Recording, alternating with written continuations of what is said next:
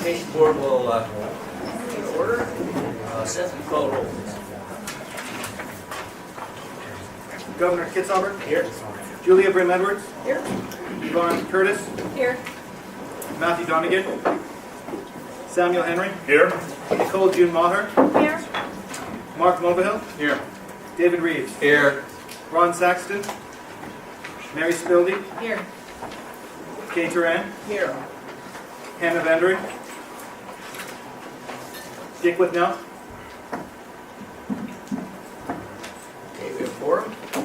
First agenda item is approval of the minutes from the April board meeting. There's a packet there. First one. Been moved that the minutes from the April board meeting will be approved. For a second. Second. Second. Is there objection? Nancy. Right.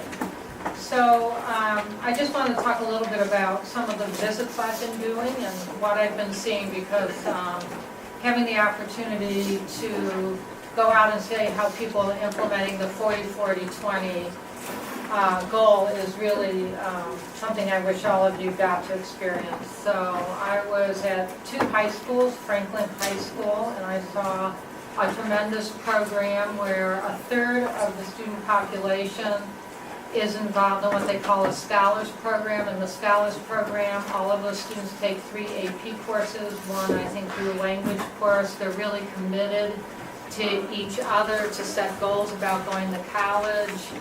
There's a room where everyone's got the college they're going to go to, and this is seniors through freshmen. So seniors are mentoring freshmen, and staff are mentoring seniors. And the principal told me that this year they had 100% of the students in that program who are going to college, and every time someone gets in and gets a scholarship, there's a huge celebration. That's 1/3 of the population, and then they said the other 2/3 of the population, I believe they told me it was about 60% of the students who are going to college. So that was really exciting to see, and just the great leadership there and moving that. And then we went to Phoenix High School, and what we saw there, it's the I Have a Dream program, which is working with some local nonprofits around really supporting our students who are underrepresented in college and really providing them all the supports it takes to get there. So I think every high school I've gone to has a real focus on how do we get more college credits in high school, and how do we hold that dream for every student, knowing some will go to 4 years and some will go to 2 years, and some will get certificates and license and go in the world of work, but they'll all be ready. So the other thing I did want to talk about, a number of us, a sponsorship with COSA and OEIB was around poverty, and we did a poverty simulation, which was really powerful. I recommend it to everyone. And the First Lady spoke, and she was very articulate about, well, just, you know, the right of every child to have food, to have a place to sleep, to have a place to do homework, but also the economic impacts when, and some of the things in the system that could be corrected to really make it so we don't have the level of poverty we do. I know you've all seen this pamphlet, but we have some data here that says in 2012-13, 1 out of 50% of our students were on free and reduced lunch. So this is definitely an issue, I think, as a board. It's very important for us to really think about that and think about how to really support our students and any policies that can really change the curve on this, because 50% is huge. So that's my report. Okay, any questions for Nancy? Good job. Thank you. Next agenda item is reaching the 3rd grade efficiency benchmark, and Rob, can you lead us through that, please?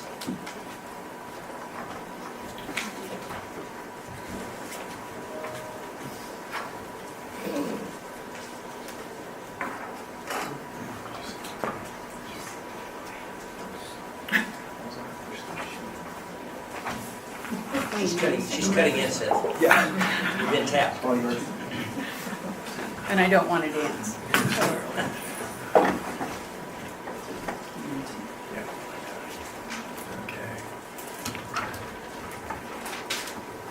Good afternoon, Governor, members of OEIB, Chief Education Officer Nancy Golden. For the record, Rob Saxon, Deputy Superintendent of Public Instruction. With me today are Jada Rupley, who is in charge of Early Learning Division, and Karen Twain. Karen Twain is an executive on loan from the Tiger Tualatin School District and is working on effective implementation of full-day kindergarten and reading initiative. And so very pleased to have both of them with us today, and we hope to be able to talk today for hopefully about 20 minutes, although I have to admit that the three of us get excited when we start talking about this specific topic, and so we'll try to contain ourselves just a little bit, and then also to give you some time to speak with us. And you should have a sheet in front of you with a couple different components to it. One of them is asking really, what is compelling? So we're going to make a presentation today that really is about a combination of two things, but it is one significant effort, and that significant effort is to get students to be readers by the end of third grade. And so we are asking you, are there five compelling things that you could identify as we present, or five things that you find compelling about the presentation as we do this work? And then we'll be asking you to share those things out with us so that we can hear what those are and make sure that we're really thoughtful as we move forward about that. And then the second piece of it is a chart where we're going to be asking you about what kinds of outcomes that you all would like to see as we move toward completing this initiative or doing this work. And so certainly if you could, and I see people sort of looking around, does everybody have that in front of them, the document that I was referring to? Okay, great. And so if you could get the five compelling pieces, that would be wonderful. So getting to 40-40-20. Yes, that exactly. It has that sort of odd-looking colored boxes on the bottom. Getting to 40-40-20. You know, as we talk about this piece of work, the third grade reading initiative, and making sure that we have all students able to read by the end of third grade, we ask ourselves the question: if we're going to get to 40-40-20, you know, how do we actually accomplish that? How would we get there if we are not able to get all students to be readers by the end of third grade? Because we know that if you cannot read by the end of third grade, it's much less likely that you're going to be able to develop that skill over time, and that really the time and intensity that it takes to recover that after third grade is extremely difficult, if not impossible. And the odds that you're going to graduate from high school and go on to be successful either in college or career or in some kind of a mixed educational setting without the skill of reading also is very highly unlikely. And that we have to get this piece right. We have to do this, we have to do it well, and we need to make sure that we're able to accomplish it for all students. Because you just simply cannot get to 40-20 unless you do.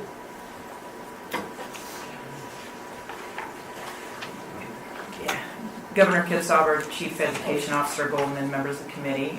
For the record, I'm Karen Twain. I'm the Director of Literacy for Oregon Department of Ed right now.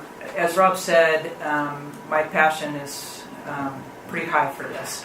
I'm excited about this initiative that we put together because I know it works. And one of the reasons I know it works is because I was principal of a high poverty school with about 50% kids of color and about 40% kids who were in ELL. And we were a Title I school. We had when I came in, we had frustrated teachers who said, I'm working as hard as I can, but I can't figure out why we're not moving the dial. And so we got very intentional about what we wanted to do. And each year we kind of added a layer. And as we did that, we received some awards for closing the achievement gap through the state. But we were just very intentional and focused on equity in particular. We kept adding things, as I said, and one of the things we added was full-day kindergarten. And that helped to bring things to the table as well. And then finally, we added a family liaison. And there was a sweet spot we had, a year where we had full-day kindergarten, family liaison. We were working with the community and parents, as well as just really strong instruction. And we really hit our stride. It was literally a golden year. And what happened in that year, and I want to share the story just so to kind of send it home to you, is that I met separately with our Latino parents and families. And we had just gotten a lot of our test results, and we'd had some informal assessments as well. And I stood up before them, and it was kind of a made-for-TV moment where I said to them, it's true what I've been telling you. Your kids aren't stupid. And actually, they're not only not stupid, they're extremely bright, and they actually just outperformed the rest of the school. The trend went like this. They did better than anybody. Their growth was significant. And everybody stood up and applauded, and women were crying, and it was one of those moments, truly, where I thought, this does work if we set our mind to it. So as you hear this initiative, I want you to keep that in mind, because I really believe with my heart of hearts that we can make this work.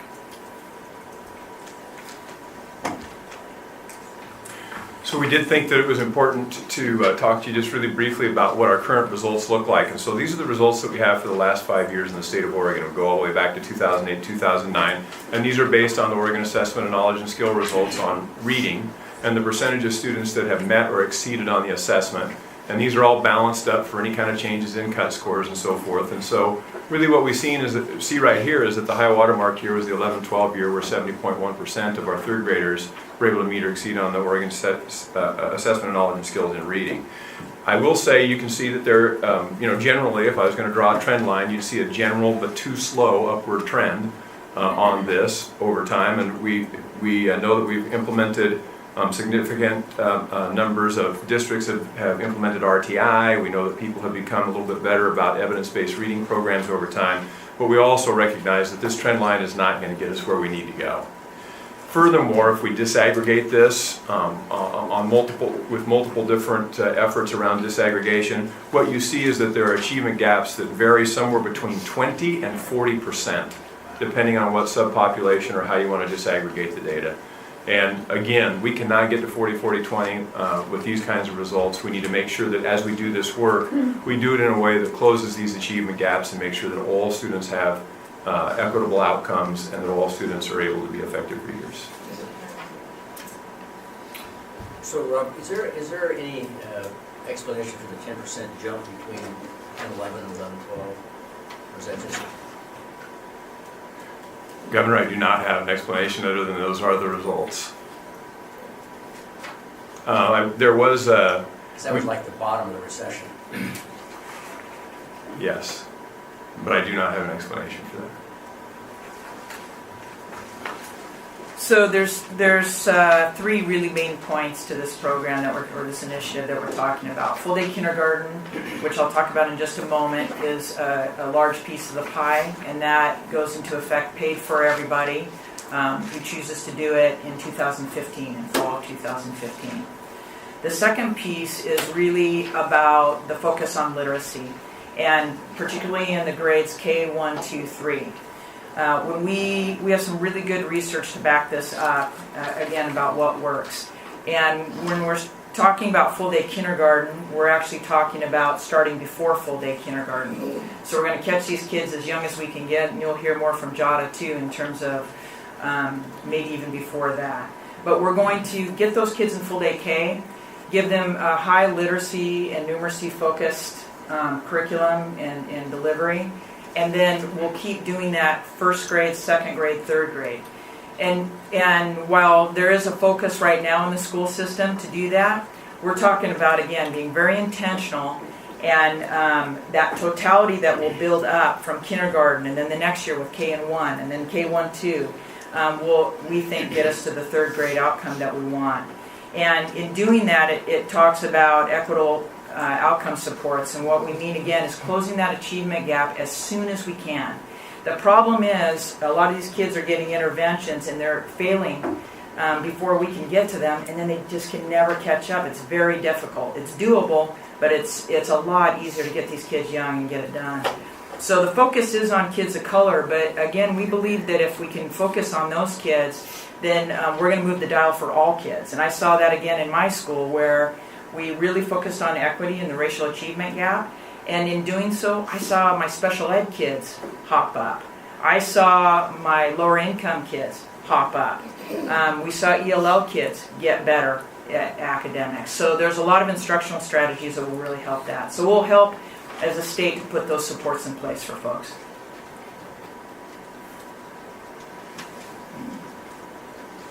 So full day kindergarten.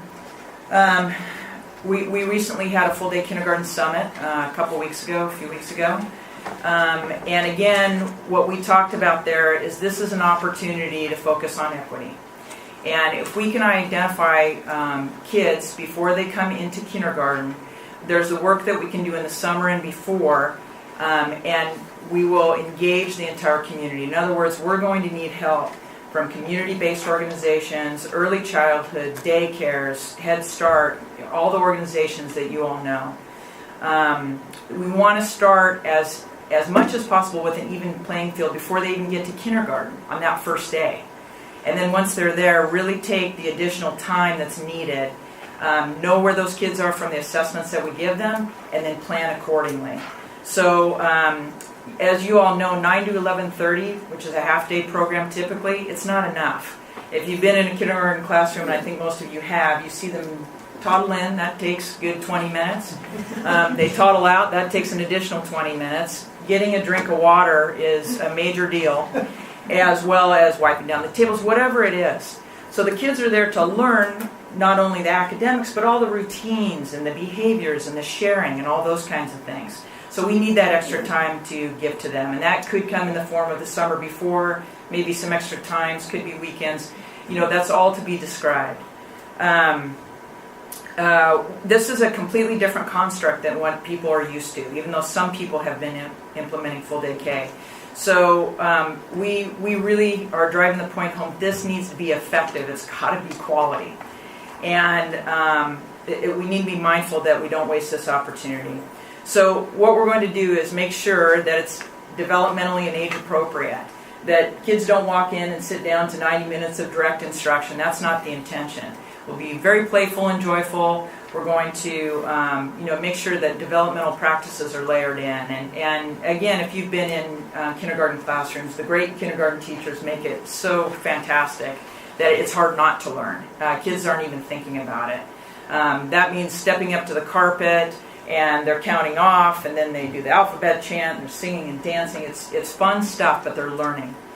And then, again, the focus is on literacy and numeracy. So what we're doing by making that the focus is that the time and effort that you put into that is less time and effort that you have to put into interventions and less money you have to put into interventions. And in talking with a lot of kindergarten teachers as well as the research base around it, they say if I have a full day to work with those kids, they won't need many interventions after their full day kindergarten year. It's when you only have them for a half day, they're not getting the core, they only get the interventions, or they get the reverse, that it doesn't work. You've got to give those kids both. So what we want and what we've seen with full day K is that they feel really good about themselves, and that they leave being a reader and a great writer. We see kids writing stories and reading books. I mean, it's really the best thing in the world. So what I want to talk about here just for a little bit is what really highly effective literacy programs look like. And what we find is that when we start looking at evidence of programs that have had significant success with students around being able to be readers, we find that there are common threads within those literacy programs. And so what I'm not doing here is dictating this is the literacy program, but what I am talking about are the components of literacy programs that are required in order to make sure that students are strong readers by the time they reach third grade. And really, as we're talking about this, I'm talking about this kind of literacy program in the full day kindergarten, in first grade, in second grade, and in third grade. And that continuum and the ability to do that program wide and over time, over that time span, is a big component of what gets us there. So I want you to see that what comes on the screen here really starts with the base and then builds on itself. And so one of the most important components here and foundational to this is the involvement of community and making sure that we have a strong equity focus. We know that we can make great gains with students with a strong literacy program, but if we're not intentional from the outset, if we don't say, starting today, we need to make sure that we have an equity focus where we're thinking about how we engage parents, how we engage the community, and make sure that we have evidence-based practices around culturally relevant teaching. How do you teach in a culturally relevant way? How do you make it compelling to me from where I come from as a student that we're not going to be able to be successful? And it is foundational to this piece of work, and especially when we start talking about prior to kindergarten. especially the summer before, making sure that we have the right kinds of groups and community-based organizations working with those students, and that we are intentional about closing the achievement gap. It really takes an incredible amount of professional development, which districts locally can provide, and that also we can provide as an agency at the Oregon Department of Education, or we can support with that, as can some of our partners like Chalkboard, COSA, and others. And that we have really strong leadership that understands these programs and how to implement them and is dedicated to this piece of work. It's important for people to take a look at data and have snapshots as they move along and understand how to use data, analyze it, and recognize the results that they're getting over time. So having a core curriculum program, one that involves, you have to do a lot of professional development around effective instruction, and we all know how important a good teacher is. But making sure too that we have a core curriculum that everyone understands and is able to articulate smoothly, both horizontally, so that if we're all first grade teachers, that we're thinking about how we do our instruction in the same way. It isn't that we have to do it the same, but that we have the same foundational belief set, and that we have the same long-term outcome in mind, and that our methodologies are very similar, because we're going to pass these students off to second grade teachers. And some of Karen's children are going to go into that second grade teacher's classroom, and some of mine are, and some of Jada's were. And so it's also important that this articulates vertically. And so we have to have similarity and understanding about what it is that we're doing and what we're attempting to accomplish in kindergarten, then first grade, then second grade, then third grade, so that we have a really strong program, and that we all agree as educators what the core curriculum is, what it is that we intend to accomplish, and how we're going to go about it. That's a really important component of this, and it makes a huge difference in the kind of outcomes that you achieve with students. That there's a universal screener, and that screener is delivered very early on in the process, so that we know precisely where students sit and exist in their skill around literacy. So that it's quick, we have it, we go through it, and I know this is where this student sits as far as reading is concerned, and if they have an issue about being able to be a successful reader, that I can identify what that issue is and target intervention to successfully help them overcome what that is. And so within that, once you do the screener, then a decision set of rules or decision set of protocols that says, here's what the result looks like for this student, and as a consequence, I've got a set of decision rules, and with those decision rules, if they're behind, I know precisely what the intervention ought to look like in order to get there, and that intervention sits outside of the typical instructional time. So we're going to have typical instructional time around reading, and if you need something more, you get more, both within the school day and outside of the school day. And then lastly, that we do some progress monitoring, because if we do that progress monitoring and I find that a student is making progress with that intervention, I should maintain it until they no longer need it, and then they become a typical reader. Also, if they're not making progress, then I'm able to know that, change the intervention, and give them a different opportunity around what it takes to overcome whatever deficit that they may have. And so we're monitoring that progress and making ongoing decisions, and that's part of the reason that the database teaching is so important.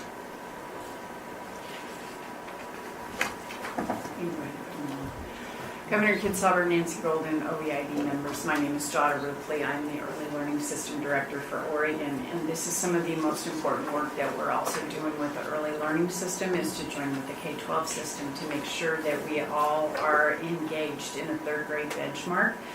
You've heard in your subcommittees the significance of the kindergarten assessment that we put into place last fall for the first time, and you've heard many of the results and the data, and I'm not going to go into that today. What I really want to do is talk about the fact that this is a first look for schools to be able to look at the kids coming from the early learning system, but it's also that opportunity for us to do that look back, and you'll hear oftentimes look forward, look back.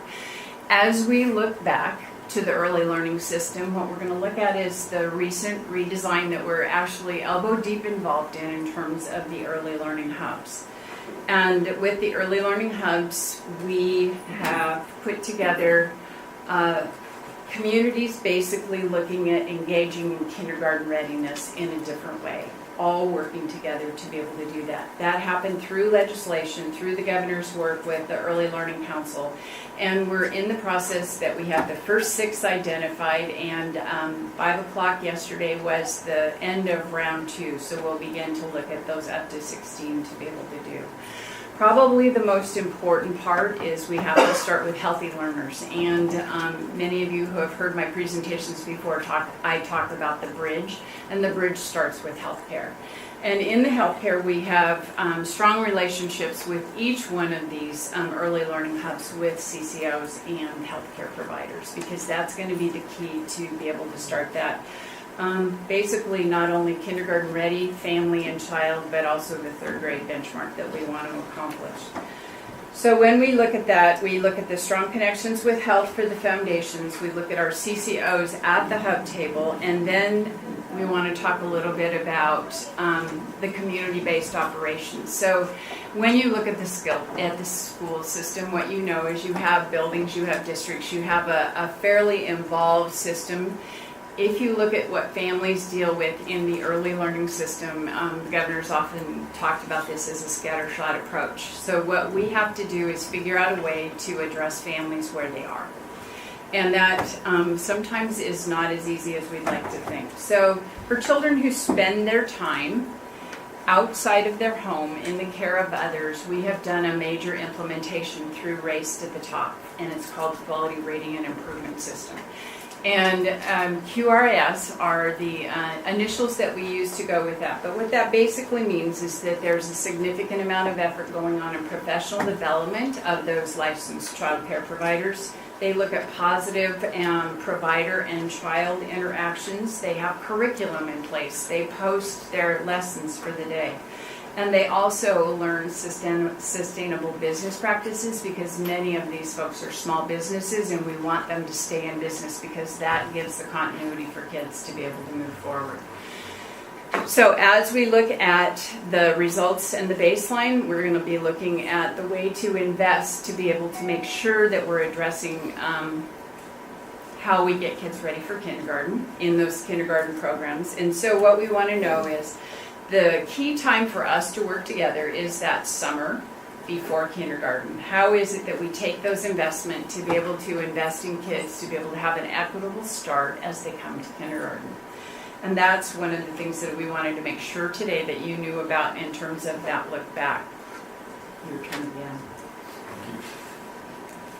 So I'm going to put some building blocks together here like Rob did.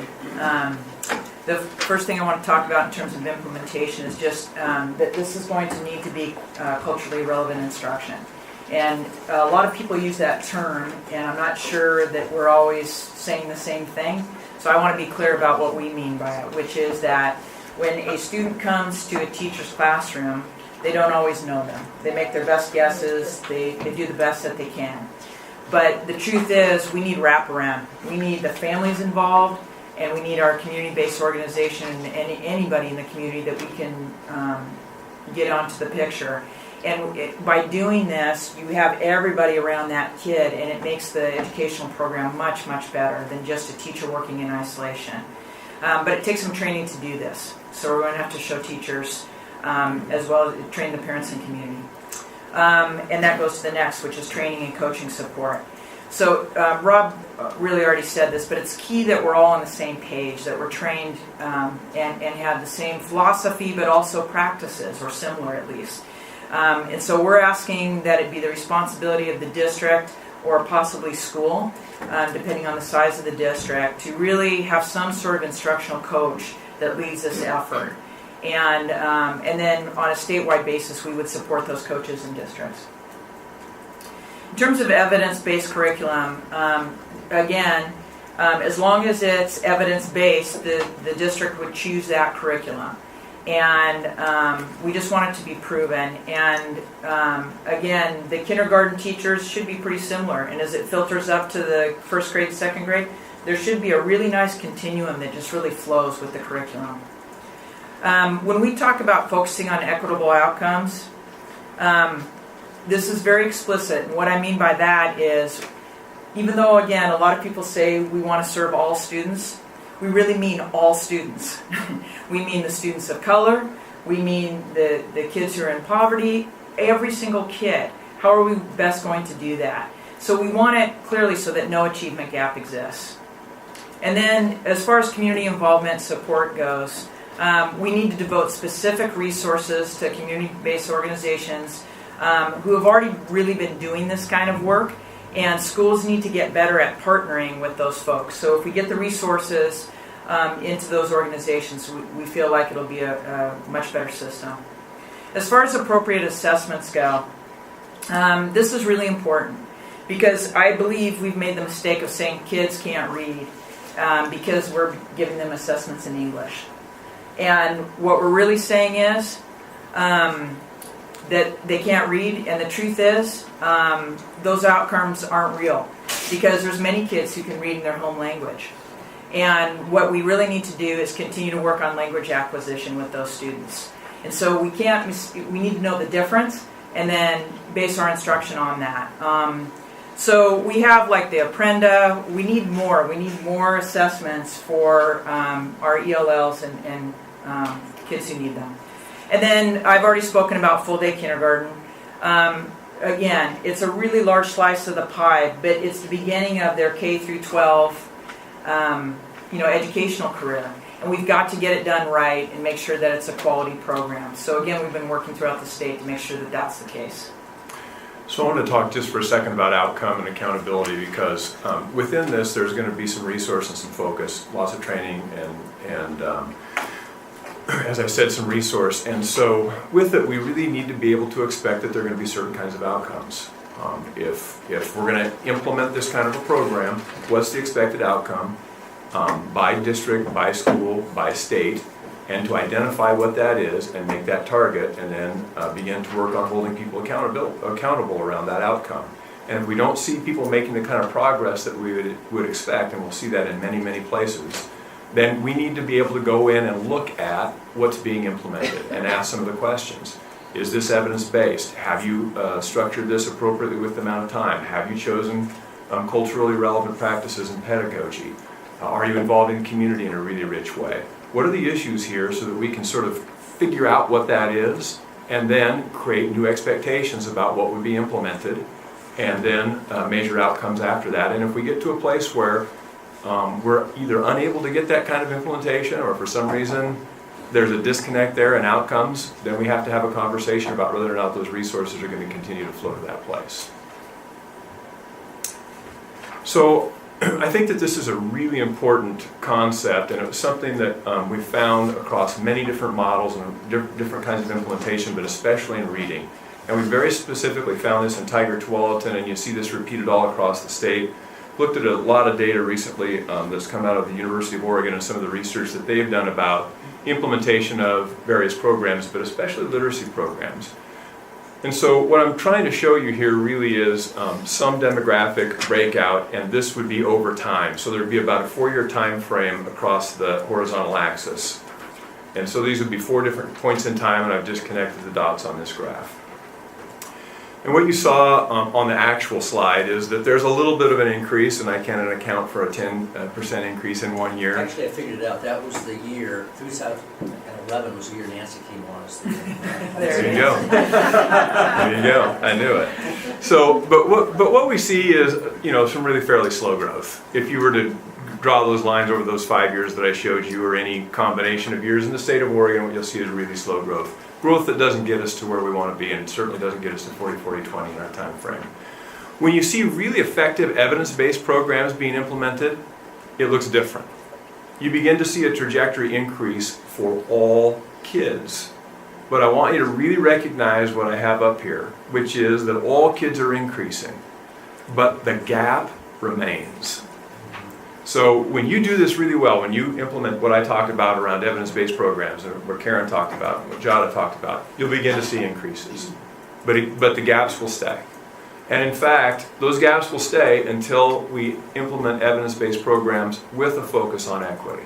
And you have to be intentional, you have to call it out, and you have to make it embedded in the program.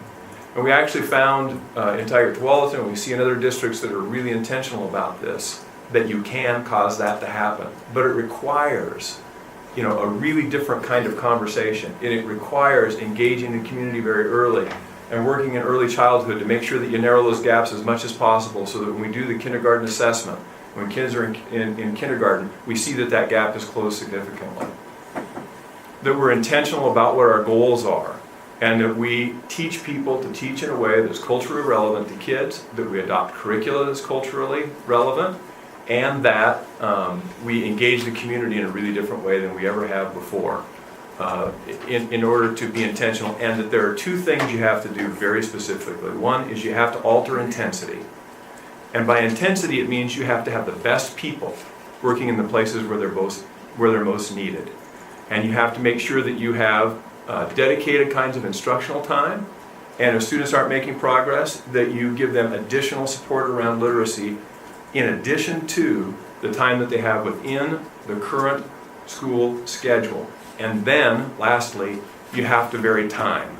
Not just the time that I already talked about, but time during summer intersession, time after school, time during winter break and spring break, and on the weekend, where we bring in other kinds of providers than what we've been able to do in the state previously, and other kinds of partnerships with resource that goes to that with an expected set of outcomes. And then we begin to see what we're all looking for, which is students being strong readers and there not being achievement gaps, and good growth for all students.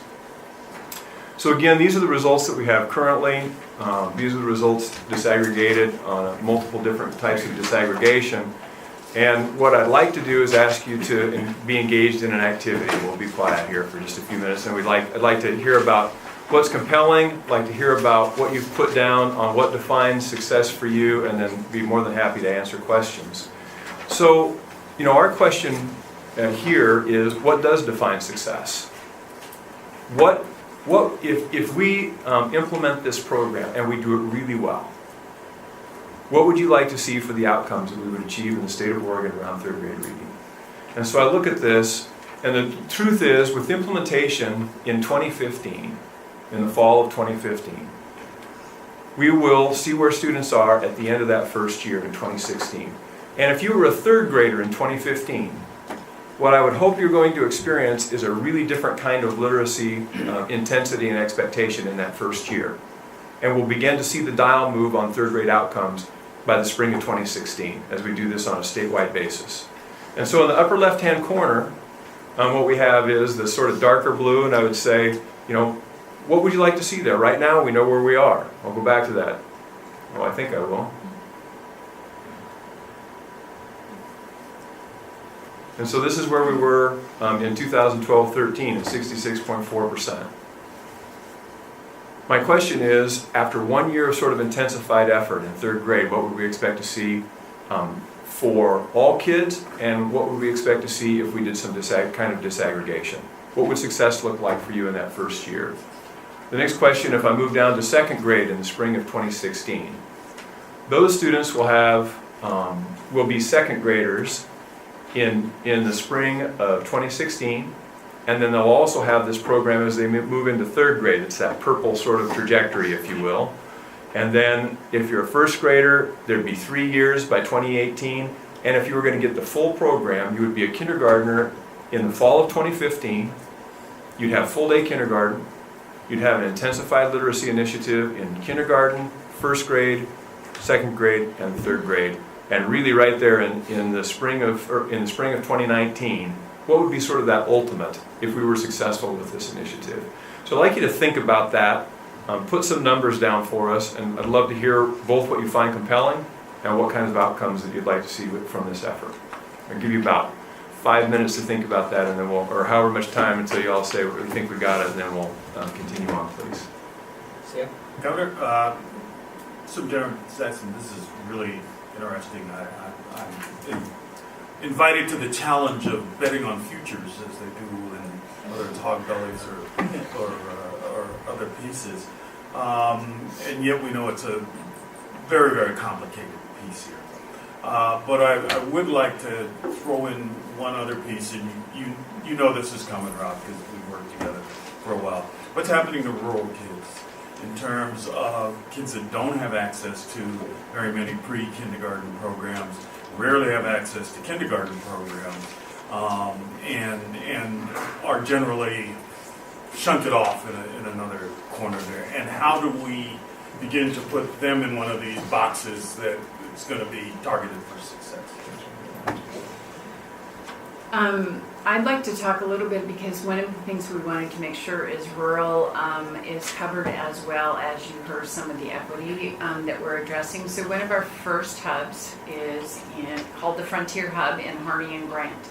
And they're working together, and if we look at it right now, their proposal to us is almost 100% of kids ready for kindergarten. They're increasing their supply of childcare that's available in the community. And then the third piece, as they're doing their home visiting, they're actually becoming fairly creative because of the fact that you have large geographic areas to cover in that area. And they actually are doing some technology as well as mailing out curriculum, and then the home visitor goes to see. So we're actually looking at a number of things to be able to address them in those rural areas. And 86% right now are going to be covered with this proposal.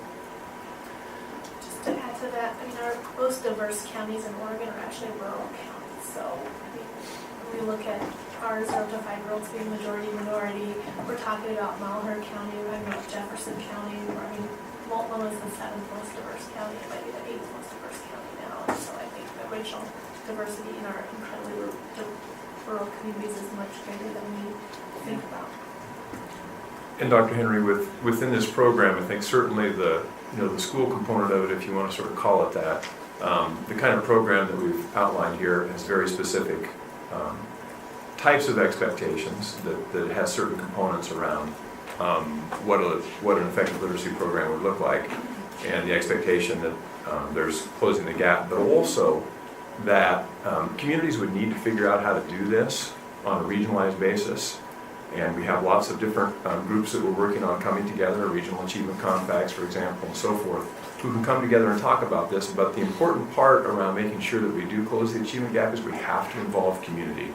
And there has to be an expectation of outreach and creation of support from within. I think probably to that point too is that they've heard, you've heard from us that they don't feel we have the solutions from Salem, and so that's why these communities have been put together on their own to be able to figure out what to do. And we have not put forth a cookie cutter approach, but what we've said is do what you need to do to address those children that you most know, and we're going to measure those results at kindergarten and in 3rd grade. Are you ready? If everyone up there is ready, we're absolutely ready. Dr. Mullenhill. Good job, you guys. Rob, I've been thinking, we know 3rd grade reading is our #1 return on investment, okay? But really, what is 3rd grade reading? And how do we measure it? I've just been thinking about that. That's kind of heavy, John, isn't it? But yeah, I thought this was a carpet square that you got to sit on and freestyle. it is. I'm going to get to what you wanted your first year in a second. But really, how are we measuring 3rd grade reading? I've been thinking of the other achievement compact indicators. We don't have chronic attendance as a 3rd grade indicator. Maybe we ought to look at 3rd grade proficiency, not just smarter balance. Is the attendance a component? I guess I'm looking at our hubs. We're looking at 3 indicators: safety, health, education. Maybe we want to look comprehensively at those 9 years in a child's life. And our goal, we know, is 3rd grade reading, but what is it? It means that you have a stable home. It means that you have proper health. It means you're in school every day. So maybe a variety of indicators besides us just laser locking on our targets are going to be smarter balance, and we're going to have to wait 3 years to calibrate that. And what's it mean? That's just food for thought. Second thing is looking at that first year is what is growth. I think growth from beginning to end of 1 year's child life until we can get some longitudinal data, looking at a growth indicator like we have in the report card. I'm just throwing that out there. You asked for what is compelling. I loved the research-based component of your scaffolding. That was very compelling to me. Also, the idea of jump-starting kindergartners with that summer. We've seen that in various places, you know, Islands of Excellence do that. It really does impact kids, especially for the self-control and monitoring type things. That to me was very, very compelling along those lines. Thank you. If I may, one of the things that many school districts are doing are an RTI model or RTI top model. And within that, you look at many things in terms of measurement. You're looking at behavior and social emotional, you're looking at attendance, you're looking at the academic piece of it. And so again, as a principal and my staff, we do that together on each kid. And it was very directed. It was almost like having an individual plan for every child in that school. And I think many school districts implement that sort of thing. So it's built within the plan, just not explicitly. So you think about it, let's say a kid gets a 211. We know there's a standard deviation for that. And we have to score it and quantify it and say he benchmarked or he didn't. But really, if you're in that range with a standard deviation, you're about there. Then we can look at other indicators in that child's life to really see, are we at third grade proficiency? So I'm just going to kind of bounce all over on a couple of comments I had. So one was I was thinking very specifically at that square for third grade and trying to remember when I was teaching that level and what I saw. And I guess just for a very first outcome, I would say that the instruction for those third graders, if we were to differentiate, should be very different that first year. If what we were trying to do was say, could we find a way to ensure 2 years worth of growth for everybody in third grade, for example. It's going to look different than the strategy, obviously, you plan for the others. And I just know, you know, thank God kids grow anyway in spite of what we do. But being at that grade level, I remember there were times when I just prayed because I didn't know what else to do. And some kids, lo and behold, just grew and they jumped. And that is the grade level oftentimes that happens between third and fourth grade, and especially for boys. So I think that we should take a look at that and study that as we do that, is to really drill down into the data. And I say boys because when you look at our low-performing groups of kids around poverty and ELL, then you look at boys and girls, you know, there's another factor there, and that is just one I remember being a teacher. So that's just kind of an anecdotal thing. And the other one is I'm going to continue to be the champion of dual language and how important that is. And I want to mention around RTI, and I get really excited about this stuff because I think this is all the right stuff we need to do, and I don't want us to miss any of the pieces. So around RTI, what we've been saying over and over again, and in Eugene, when I was there, we did a project where we were part of an OCR complaint, so we had to deal with the RTI along with the linguistic part of our dual language program and the culturally and linguistically diverse decision rules for RTI around that. And I've been saying that for about 4 years, and I don't think we still yet have those as a state. We are in the RTI project with dual language schools, and we're trying to get there, but it still doesn't seem like we have enough effort to really try to figure out what those are. Because when we look at the culturally responsive practices, I think we even need to be even more specific when we're talking about language, and especially in dual language, and especially with ELLs, even if they're not in dual language. So things like the strategies around the constructing meaning practices, I think we should call those out. They're making a difference all over the place, and districts are adding them like crazy. And from content to also the linguistic. And the other part, I just about lost around that, was the measures. So we, you know, I keep hearing people throw out Apprenda, but as far as I know, Apprenda is a summative measure, and it will be in place of Smarter Balance. But we still don't have aligned Spanish-English measures. So if we're going to honor students' native language and say that, you know, maybe they're at grade level in kindergarten and first grade, but how do we know? And how does that align with the Spanish? And as we move to Smarter Balance and Common Core, we know that it's got to be more than 1 year's worth of growth, so it's 2 years. What does that look like on those particular measures? So you're going to see our best practice panel have a recommendation to either invest at ODE in developing the rest of those easy CBM measures, because it wouldn't be that much investment to invest the other grade levels. That would give us an opportunity to study those, and it's the same measure that's in kindergarten readiness assessment. So I'm just going to say that most of my energy is going to continue to be helping us push and support and maybe provide a model for how we do that with dual language programs. Yeah. Great input, thank you. And just to, I think it's really important to say that right now in Oregon, we identify kids as non-readers, especially at 3rd and 5th grade, when we use the Oregon Assessment of Knowledge and Skills, who are competent readers. They know how to decode. And that's what reading is looking at a set of codes really and being able to turn that into a word that has meaning for you. And so we have kids who can read Spanish, we have kids who can read Russian especially, and they're effective readers. And as soon as they learn to speak English, or as soon as they do that English acquisition piece, they can decode in English, and they're perfectly competent readers. We need to know if they are or if they are not, and we need to count them as competent readers, and then we need to continue to work on language acquisition, and dual language is a very effective model for doing that. So. And one other piece in that is just that making sure that our PD has those transition and bridging skills.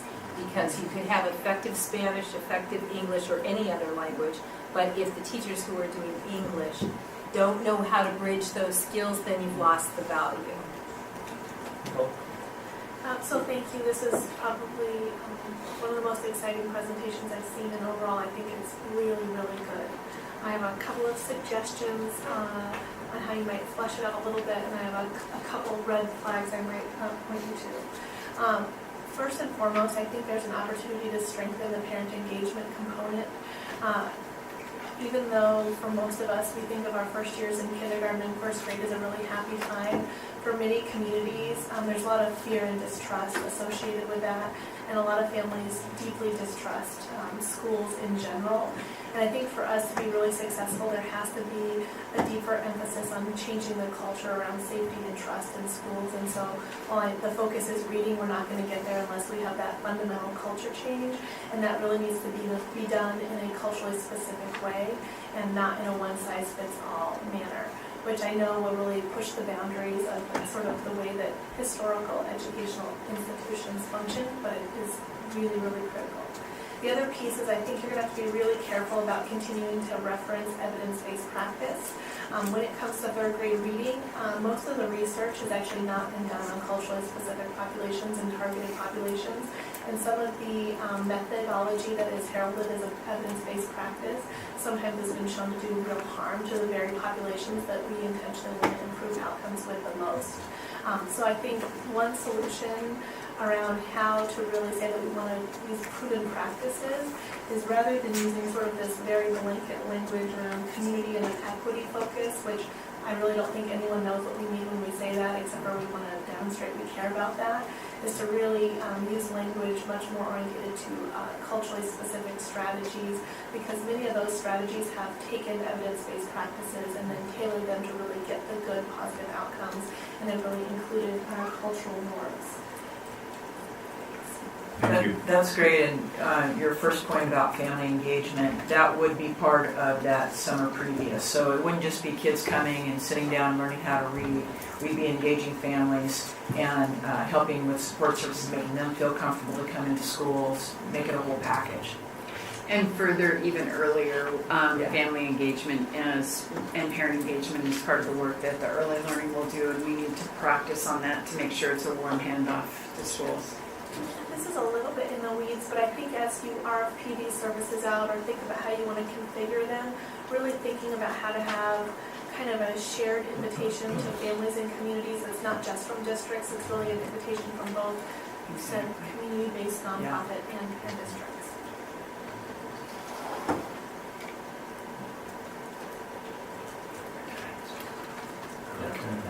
Thank you for the presentation and the work on this. I think it, as we've talked about, is one of the key components of us being successful. I had a question. There were two different terms that were used, and I'm trying to figure out what the difference is. You talked about in the components of highly effective, you talked about core curriculum and effective instruction. And what I was hearing, and I want to make sure I understand, are you talking about a statewide curriculum that would be used? No. Are you talking about you finding the curriculum? Because then I heard evidence-based curriculum, and I understand what Nicole just shared. But I just want to make sure that, again, as we go out and make sure that we're differentiating for the students that we're working with, that we have that ability. Yes, thank you, Board Member Vandering. So It really is important, and I meant to say that if I didn't, that we're not talking about dictating any specific curriculum, but what I am talking about are really two different pieces, and I think that Board Member Mayer said it really well about making sure that we're using evidence. I said evidence-based, and that really those that are culturally specific effective strategies, and so that's really important. But the other component of that is that it's important that we have agreement where kids learn about what we're going to do, both vertically and horizontally. And so if we're all first grade teachers, or if we're all kindergarten teachers, that I know what's occurring in the other two classrooms, and that I also know what has occurred in kindergarten before that, and what's going to happen in second grade.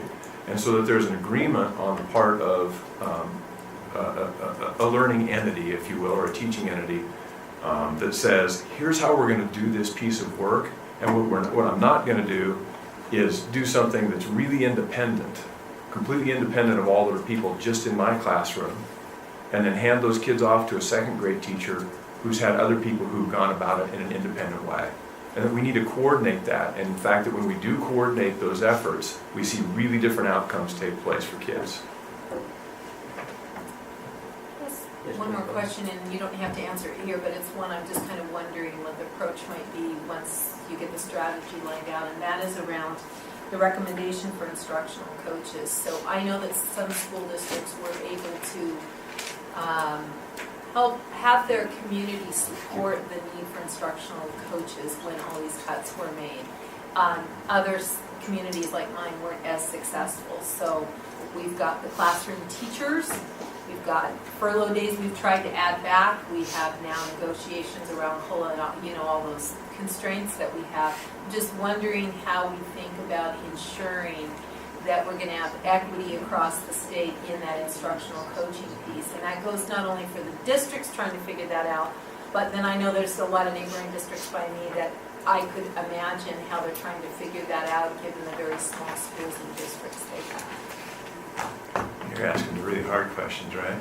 So I guess that our thinking on that is that as we're going to do something where we expect specific kinds of outcomes, if we're really going to achieve those outcomes, you have to put some constraints around how resources are going to be used. I agree. And so you have to design up a program that you know is going to get to the that when implemented appropriately would get to the outcome that's expected. It's part of the reason I asked the group, what would success look like?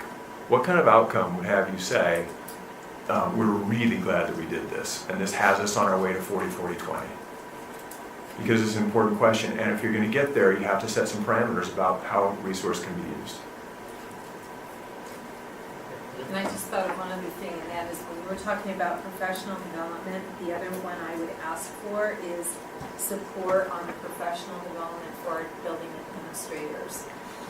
And you mentioned something about it, but the part that I think is really challenging is the political will part and how that accountability part really, really works. And so how you might coach districts to work with administrators and administrators to work within the buildings. Because that's really hard for some people to understand how to do both. It's built into the plan, and we just didn't get into the details, Great, but it's perfect. right there. Yeah. So I heard what you just said about we have to set the parameters on what we can and can't do, and I want to go back to what I thought we started with was we now have outcomes, we have the Common Core standards, which we're held accountable for. And there's nobody working in our schools who doesn't believe we should have high standards and be working towards those. But once again, we got the tight, but then we lose sight of the loose because now we say, and here's how you're going to get there. And we've been doing it, and it has not worked for us. We haven't allowed people to actually provide the education that they believe is appropriate. And now I think we have to be really careful not to get ourselves pigeonholed into, and this is how you're going to do it. Because if we do that, once again, I'll go back to the forum that was over in Eastern Oregon where they said, don't tell us what to do until you know who we are. I don't believe we know who is in each one of those communities. And I think Oregon is very strong in being able to build what they believe is right. And I think we have to stand up and let them do it. And if they're not successful, when we actually let go of the reins a little bit and let them build, like we have in some of the schools where we provided some grant money, like we heard at the last meeting, what's going on in Pendleton. Great things are happening because they were allowed to dream big and they were given some resources to put things in place. So I hope that I believe in the vision of helping every student. I believe we should be working on that, but I think we have to be real careful as a board and as the ones who have talked about this big vision, to use the loose enough to let people dream big and build it. Board Member Vendering, as we were putting this together, that was definitely in our thoughts. And that's why there's much more local control in this in terms of choosing curriculum and what they do during the day and how they align it with others. And that very example was used thinking about it. So it's not us telling them what to do. It's saying, here's the model, and you choose, based on what we know to be best practice in terms of, focusing on equity and having culture relevant, strategies and those kinds of things. So I think we're closer together. Can I ask a question? Because I want to make sure if you're talking about the same thing, or I want to see if I think I understand the two sides of the conversation. So one of the things I heard was you have to have some degree of horizontal and vertical integration. So you have the teachers, all the kindergarten teachers in a school need to know what they're trying to do. Not telling them what to do, but they have to communicate that, and there has to be some communication between the kindergarten and first and second, third grade teachers. So that's not what you're talking about. Yeah, no, and they need to be articulated. I think that's one of the issues that we've had is they haven't had time to have those conversations about how you build and what we need to do, and especially as we're going into the Common Core standards, they're new and they're tough, and we need to make sure that time is provided because they will be able to do it if they're able to scaffold the learning. If they don't have those conversations, I think we're going to get stuck in some of the. So, So what defines success, I would say that you're making sustainable progress, and in 2016, you identify the challenges to getting after both closing of the achievement gap and getting all kids to their grade reading levels. So there's an analysis of, why we haven't made progress with some students and identifying strategies to get after that. One thing, just an observation, something that I found interesting was the comment about the summer programs and then just how do you sustain during all the breaks. And I think one thing I know from the Nike School Innovation Fund, one of the things we did in part of Hillsborough is we provided grant funding for kids who needed additional help, and that's kindergarten to third grade during the summer to have extra instructional time, so they had anywhere from 3 to 5 weeks of extra instruction. And we talked about what the goals were. Often the goal was summarized as stopping the summer slide, which doesn't seem like a very high standard. In fact, it's just standing still. And I'm curious, as you think about this, how do we adapt for that? So if we, during the school year, kids are working really hard, teachers are implementing this program, and then all of a sudden we, get another dip during the summer, and you're actually having to climb back up to that, and then further accelerate. So I would be interested in how you think over time you get rid of the win over the summer being this, stopping the summer slide versus continuing acceleration, and the kids aren't losing all that valuable work that's happening in the school year. that's a really hard question. And I think it would be really important as we think about how we're going to engage who's going to participate, that we set out a desire about moving the instruction forward, moving the learning forward, as opposed to just stopping the slide. And that however that engagement takes place, the provider basically, that there is some coordination between sort of some of the teaching methodology, some of the expectations that we've talked about, so that it's done in a more coordinated way than perhaps we've done in the past.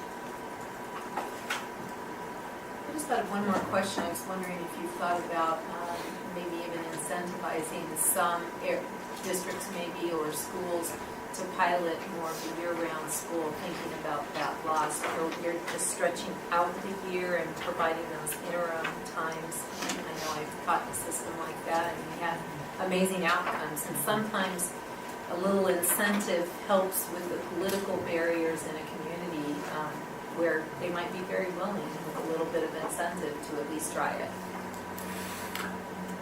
We have not really talked about that, no, and I'm never sure when people talk about year-round school exactly what it is they're talking about. So I'm My- talking about My stretching. mental model is different than that. So if you're talking about having some students who attend for more days of the year, I think you can really get at what you're talking about. If it is that, the year is paced different, but the totality of instructional time is about the same, I don't think that we'll get at it as closely. So I'm talking about, stretching out the year for everyone, so those who need more get interim interventions throughout without having to be pulled out of other courses or other experiences to get their interventions. And that's one of the challenges right now, is to do triple dosing of interventions when you need to. Kids miss PE or music or science or social studies. And instead of having to do that, if you look at the year differently, you find more creative ways to give those kids a boost and not have to pull them out of the curriculum everybody else is getting. So I was wondering if that's even been in the thoughts. We can certainly have some additional conversation about that. And there are programs, and I know of one in Portland where they're really training parents to really work with their children in the summer. I mean, I think some of these parents naturally try to enrich, but with a little bit of support around what could you do every day to just help your student maintain their literacy skills. I think parents or communities of parents or people sharing daycare can really do it. I also think, with response to intervention, of course, I'm very supportive of that, but what Yvonne says is really true, that what you don't want to do is have the kids pulled out of, kids who are behind pulled out of things like science and social studies, where there's more interaction, where kids get to really bond with peers because it's more hands-on. And there are examples all over of districts who use time differently. So I was just in McMinnville, and in McMinnville they bring some students an hour early before kindergarten, and they extend it, and then during the lunch hour, they use staff differently.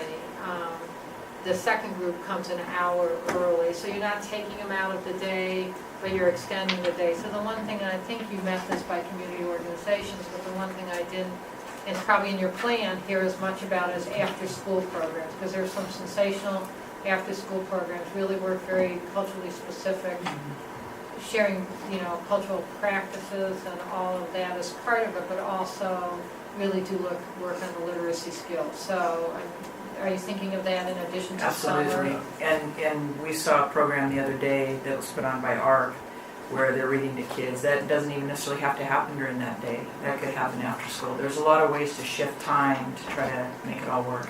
Yeah. I think it's key. Bill, one thing just that I guess I would want to comment on, I think having programs that help parents better support their children is great. I really emphasize it should be an and conversation, because most parents, even if there's two parents and they have college educations, are not reading specialists. And so I don't think we should be relying, so it's got to be an and strategy, I think, parents and teachers, but also I think it potentially could exacerbate the opportunity gap with if that becomes the sort of intervention or the support that some kids aren't going to have parents or family members that are able to provide that. So I just really want to emphasize both pieces, because kids who are going to be in that gap or who aren't at grade level are going to need really expert instruction and support in the summer. Yeah, just two things. I think, I agree with Julie, what she had said earlier about the outcomes. I think for this board, all students meeting or exceeding third grade reading expectations, I think is very good. I'm sure those are not the exclusive outcomes at all, but I think for the purposes of this board, it would be great to see by 2016. I think it would really have us on track in, a lot of benchmarks in 20 and 40, 40, 20.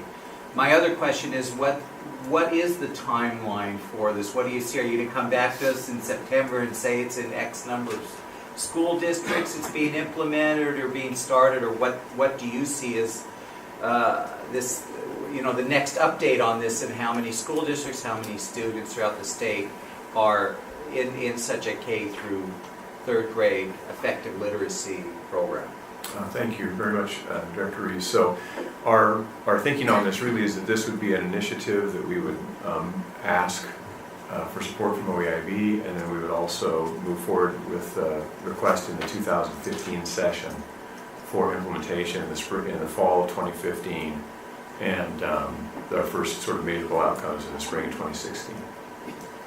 But this isn't isn't like model programs. This would be a statewide strategy, scaling Yes. it up for every Every school. birth to third grade student in every school. Right.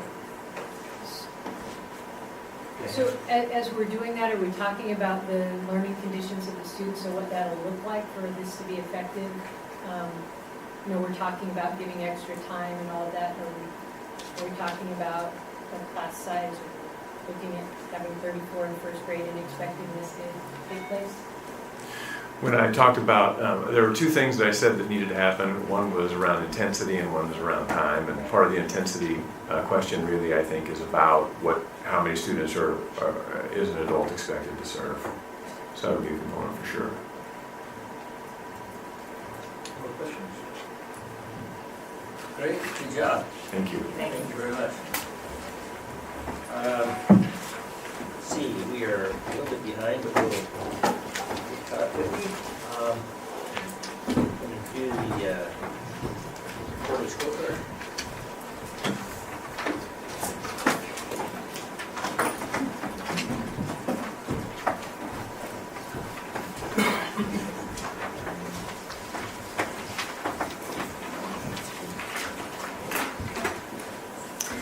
Good afternoon, Governor, members of the OEIB.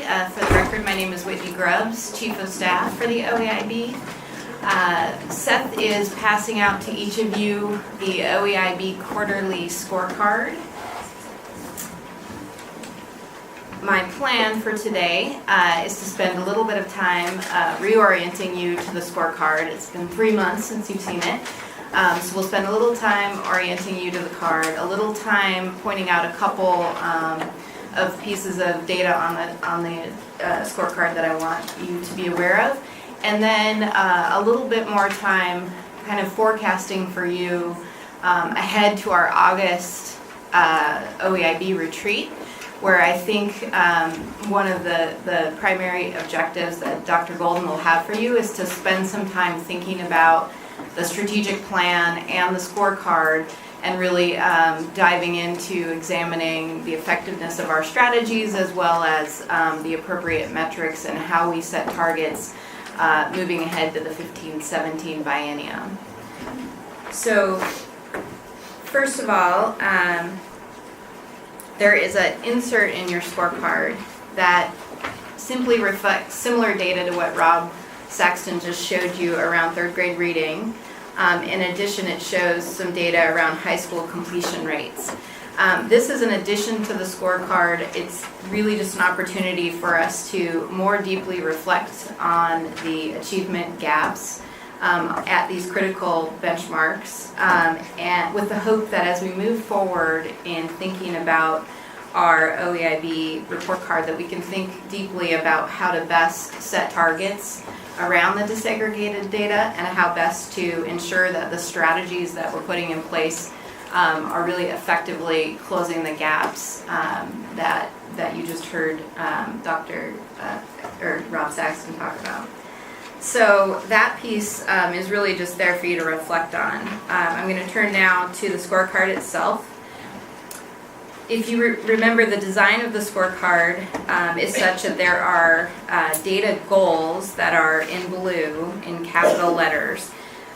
Because most of our data is only available on an annual basis, the goals don't really change, so nothing in this report card is new. The next report card you see will have new data because the school year will be complete and we'll have some more information on how we did on third grade reading and how our focus and priority schools are doing and what our English language learners progress looked like. But what does change on this quarterly scorecard is our progress on the strategies. So you will see reflected under each goal one or more strategies with some narrative that gives you an update on the progress that we've made, as well as a status update that'll say on track, target attainable, or attention needed. Next to those status updates are little arrows, and those arrows will show you whether or not from the previous quarter we are trending up in our strategy attainment or on level, or if we've slowed down or decreased in the implementation of that strategy, it would show a down arrow. So a couple things that I want to point out, and then I'll pause and just take questions. I think in many cases our strategies are on track, and they've continued to be on track from the last quarter. There's a couple places where we've made progress, and really I'll point out on page 3, under our STEM, science, technology, engineering, math, and CTE investments. I think some exciting progress happened around the implementation of our statewide STEM hubs. We now have a network of hubs that will be helping to really galvanize communities around those important programs that are going to get our kids ready for the college and career path that we want them on. So that's a strategy that we feel like we've made progress on. Implementing the state English language learner plan, which the best practices subcommittee has been moving forward with us. Some of the investments from the last biennium have been, actually all of the investments have been implemented, and so we're moving along on that strategy. Some of the places where we feel like we could use some more focus and sustained energy, both as a staff and from the board, implementation of our equity lens. We have had a few staff turnovers that have put the equity subcommittee in a couple different staff members' hands, and we really feel like now is the time to ensure that we're moving to the next step of implementing the equity lens and really providing both the equity subcommittee, but also all of our state agency leaders and staff with the support they need to not just adopt the equity lens, but to really put the lens into practice in every decision that we're making. And so that's a place where we feel the strategy is very attainable, but that we want to draw some more intentional focus. Let's see, I'm going to switch to the last page, page 4. Another place just to draw a little attention. You heard last meeting a lot about the Network for Quality Teaching and Learning. And this is another place where we've done a really good job of getting the strategic investment funding that was passed by the last legislature out the door and into the hands of educators. But now we feel like it's time to really deepen the thinking about what it means to create the kind of networked improvement community that we really need to see the kind of changes that Karen Twain and Rob Saxton were talking about, as Director Vandering mentioned. Part of the real important element of doing any of this change is providing teachers with the time and support and professional development they need to do this hard work. And so we are now turning to really think more deeply about how the Network for Quality Teaching and Learning can become a platform for that.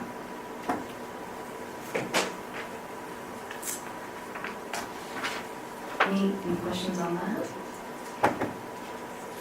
So then real quickly, if you all can just in the next month or so be thinking about how we are intentional about looking at this report card in August, and not only examining where we're at, but really thinking about, are the strategies that we've adopted the right strategies? What can we do to ensure that the data, the actual targets are moving, that we're attaining them? And it'll be, I think, a very good time to reflect on any place where we need to make course corrections, to really dig in more deeply, narrow the focus, change the focus. And so this should provide you a good starting point for that discussion. Whitney, this is great. Can we share this with folks? Will there be copies or some other way to, I mean, why hide the good news? Absolutely. It's absolutely there for you to share, and we can provide you with copies. I know I was happy to see Director with Nell walk in the door because he is very good at sharing the scorecard downtown, as he says, and I think it's important for us to keep that at the forefront. Will it be online so people can get it? We can put it online. I think Yeah. that's important. Mhm. So, just a question, on places where it says data unavailable, is that, are we gonna have it available, or is that just indicating that we went from a no data to a data point? So any place where it says no data is available, we are actively working on have a plan in place to get the data. Some of the places are things like the 9th grade on track measure, which the OEIB adopted in the achievement compacts, but we adopted it ahead of the Department of Education's really plan to collect that data in a way that it can be validated from school districts. So they have now instituted a formal data collection, and we'll have our first official report of that data next fall. There are some places where the data is more in the form of a survey or outreach, and we're in the process of designing those pieces as well. So there will come a point probably in early next fall where we will have no places on the card where the data is not available. Yeah, it might be worthwhile just having a sort of short note of why the data isn't available, like, or, it doesn't come out until September, or, we can start collecting it. Yeah, so that way you're not left with a... What's the story? Yeah, what's the story? The other question I had is, we go from on track with credits 9th grade to the graduation rate.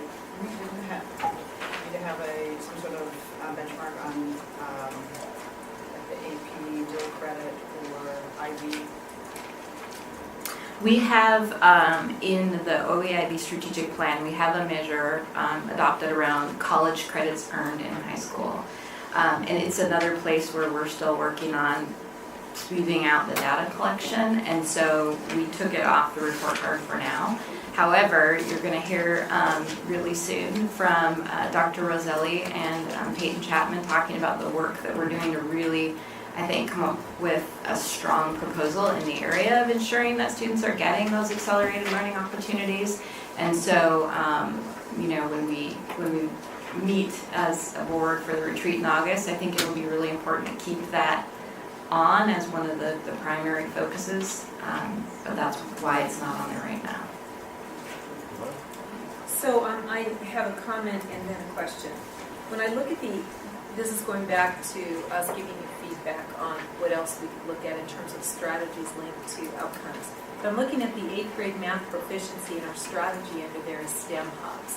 So we're participating in that, and I know where our problems are around math, and I think we're missing some things in terms of strategy. So I would just suggest that some work with ODE and districts or superintendents to identify what do we think is going on there, and I think we can name some obvious ones. Most of us haven't had curriculum. We talked about that with the powering up suggestions. There really hasn't been any curriculum to point us to that's Common Core, so I think that's a piece. The other part is the professional development, and then also the coaching. The same kinds of things we're looking at for literacy, and I know we want to do literacy focus first, but it just seems like there's a long distance between STEM and getting to math proficiencies. I don't think they're linked too closely yet, because what we're doing around STEM is still kind of exploratory, it feels like, and if we're really waiting for that strategy to bump up 8th grade math proficiency, I think we're going to probably wait a while. My question is, would you explain again what target attainable means? Does that mean how's that different from on track? So if you look at the key, which is on page 4, it's it's a similar to a red, yellow, green, but we changed it actually to be green, yellow, and purple. So target attainable really is kind of a yellow. It means target attainable with continued effort, but that really there needs to be some more focused effort. We need to amp up the amount of attention that we're putting on that particular target in order to reach it. Great, thank you. Thank you. Okay. Can I make one more comment about Of process? course. And this is thinking about the best practices panel and maybe going into next year now that we have this really great scorecard. I'm wondering, I'm looking for Hilda. I'm wondering if one of the things we think about in terms of our community is how we align some of the reports we're getting around best practices with some of these outcomes. I know we're thinking about our recommendations right now kind of coming back around to the Achievement Compact, but perhaps in the next year we could work tightly to say, I'll just use that 8th grade math one for example. If we were to say that looks like a place that's needing attention, the best practices panel could ask to see what are we doing about that and help work on some recommendations around that, if that were helpful. But I think we need to check with the agencies who have responsibility to see what would be most helpful.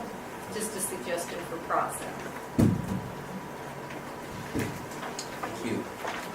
Peyton, Hilda, come up and welcome you to our meeting today, and just want to announce, if you don't already know, that the Lincoln Constitution team has won the national championship for what, 5th time?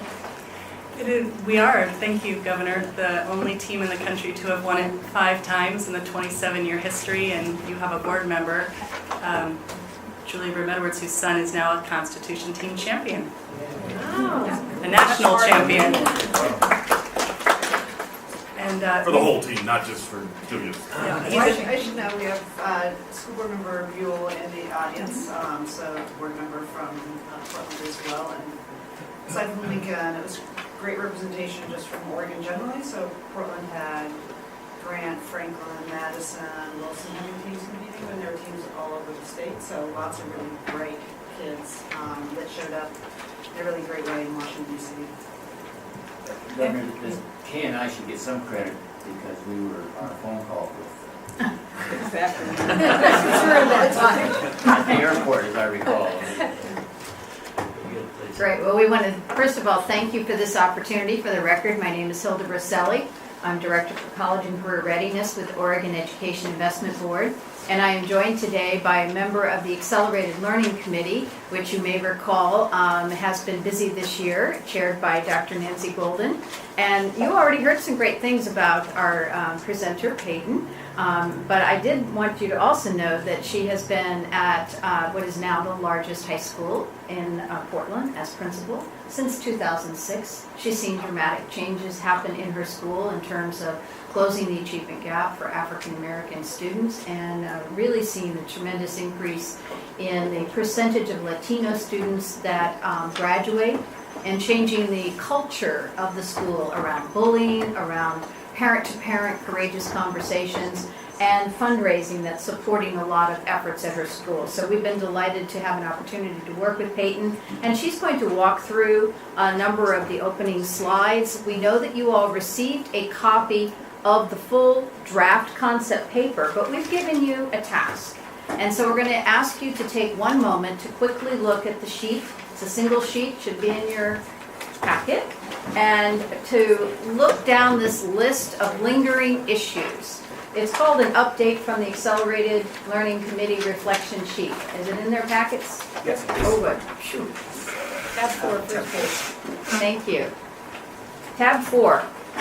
And so when we get to these lingering issues, we want you to be thinking about which of these really, really resonate for you, and to be able to reflect on that as we talk through the potential recommendations to see whether or not you think that these are beginning to be addressed, that these lingering issues will be addressed.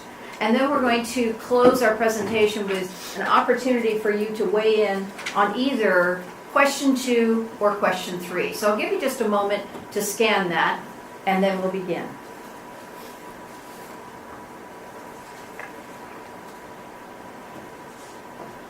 Priscilla, do we have a number that goes to very, very, very important? You can put all kinds of Okay. stars next to it, whatever you like. Oh. Put 3++.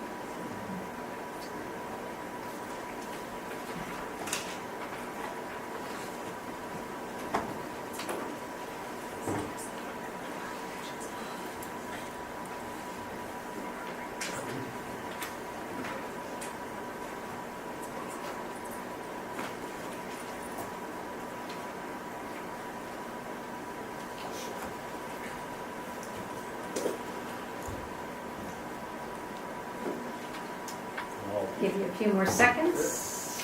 You're good.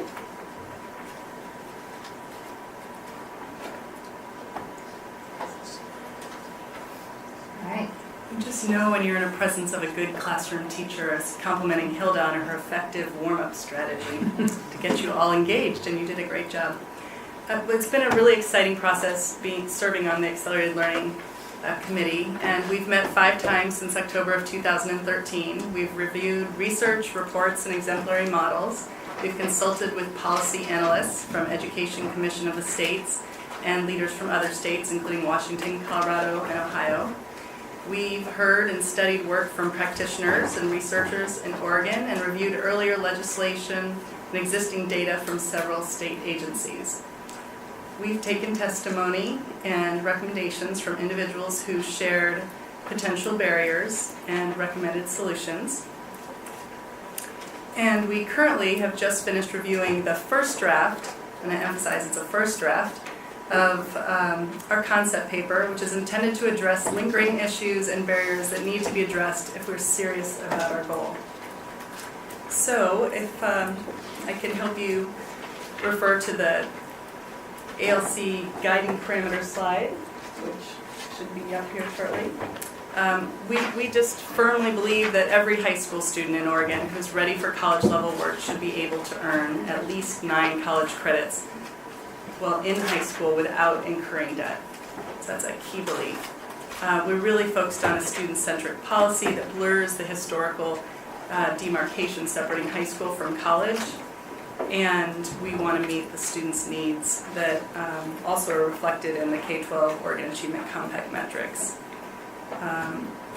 Credits earned by students should be transferable to any in-state public college or university.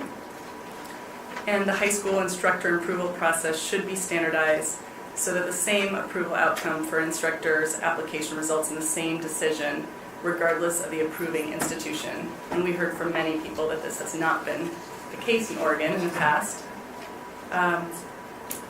We really want to come up with a statewide agreement on acceptable instructor qualifications that should include demonstrated proficiency rather than degree qualifications only. And although we're primarily focused on 11th and 12th graders, there should be consideration given to younger students who are ready for the rigor of college level coursework. And there are some lingering issues that we still need to work on. So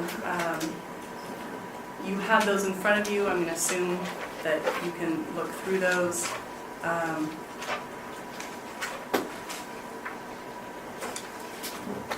And we have prioritized what's needed to move the dial. Again, you have the slides, but legislative action, rules or policy changes, focused actions by a state agency, or one-time strategic investment funds. And then we really want to dig deeper into the recommendations determining what may need addressing through policy, action steps, and investments. And we're really committed and want to emphasize and re-emphasize and thank Nicole for her earlier comment on the equity lens. But we need to provide every student with an educational system that leads students to be prepared for their individual futures. And community colleges and universities have a critical role in serving diverse populations, rural communities, English language learners, and students with disabilities. And students have previously been described or even labeled at risk, underperforming, underrepresented, or minority, represent Oregon's best opportunity to improve overall educational outcomes.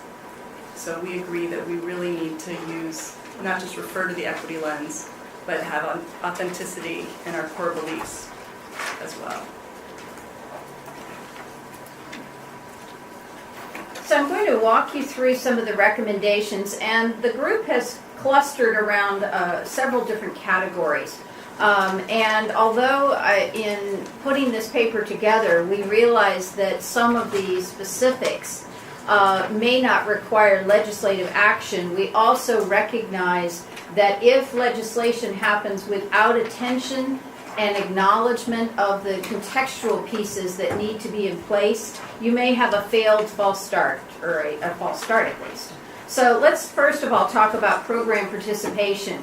And as we dug deeper into this topic, it became so clear to us that there's several things that have to occur for students before we just say, now you have access to up to 9 college credits. First of all, a student really needs to understand where am I in terms of being college and career ready. And we know that there are different ways that teachers and students can engage in that conversation as well as involve families, but that's a first step. We also know that there are supports that students are going to need to access to, first of all, even understand why would I want college and what does it mean to be college ready, and what if I'm not college ready, what kind of supports will the school provide for me?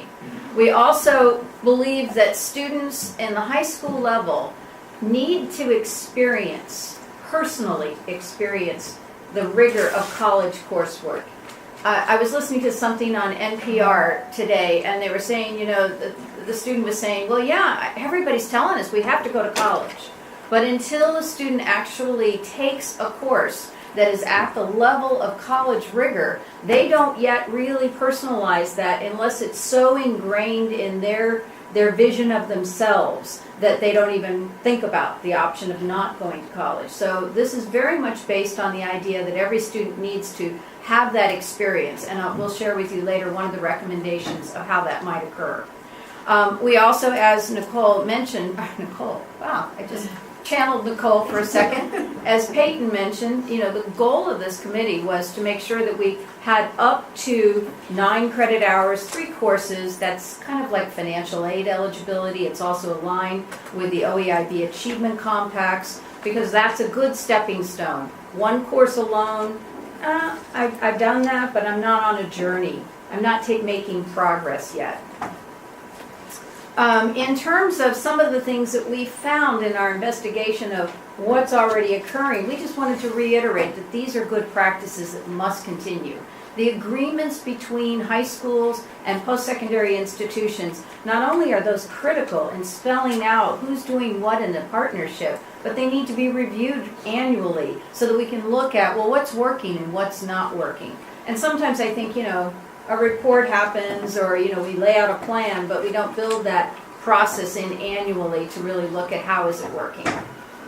We also really spent a lot of time, given the contributions of the members on the committee, we spent a lot of time really realizing that there's a difference between the accelerated options that students access through IB programs, International Baccalaureate programs, or advanced placement programs. Those are wonderful opportunities for students to access college credit, but it's done a very different way. First of all, the curriculum is established at a national level. There's training for the teachers that's provided. There's an exam that is developed at a national level. They're scored in a very specific way. I used to always think about, oh my goodness, if my writing has to be evaluated by somebody in Switzerland, how will I do?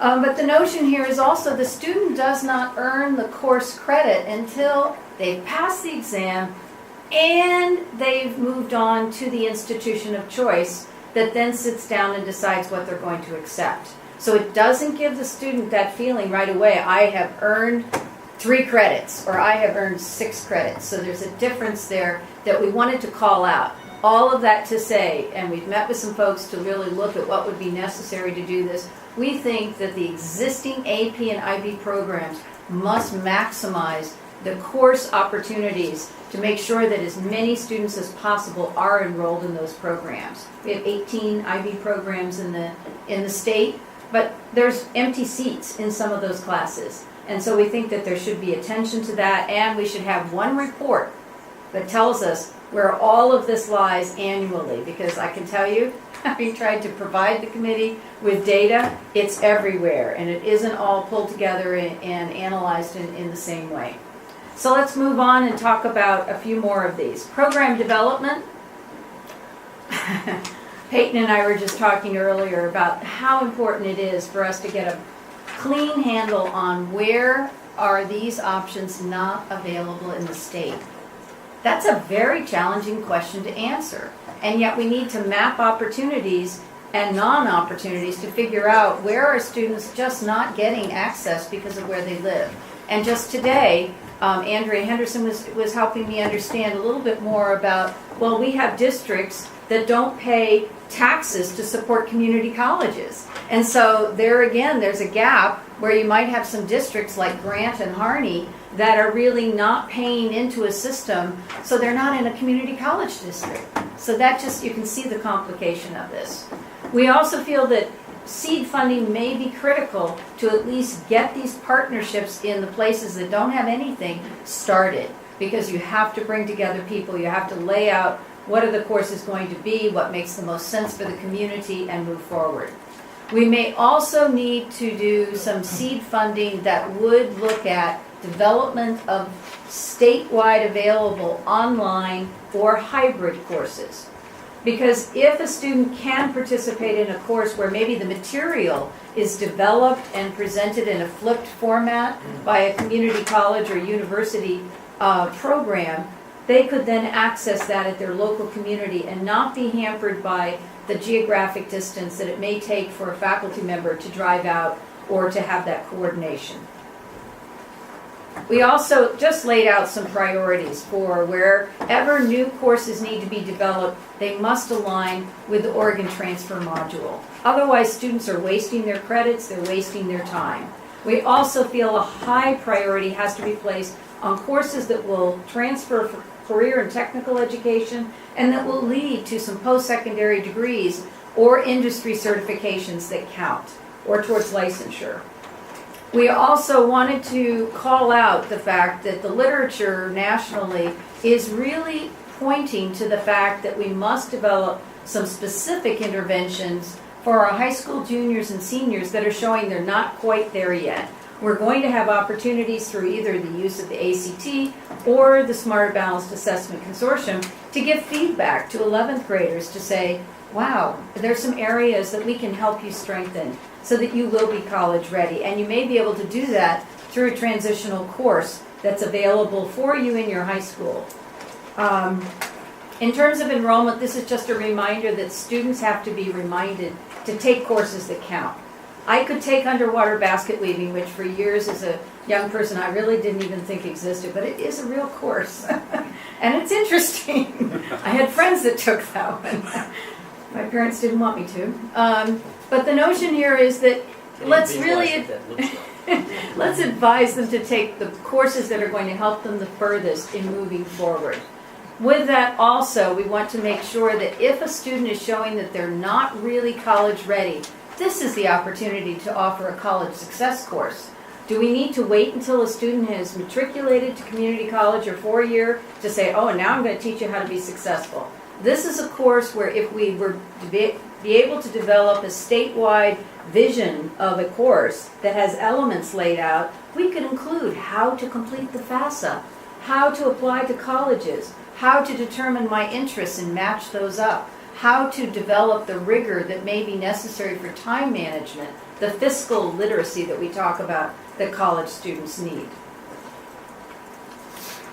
We also think that the individual career it's an individual profile and career plan that is required for every student to graduate from high school is underutilized in this state. It's part of our high school diploma.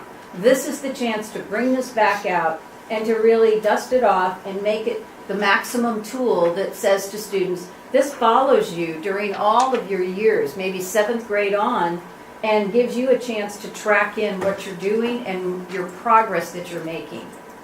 With this comes a real focus on what we're calling a college-going culture. And this is not one person's responsibility.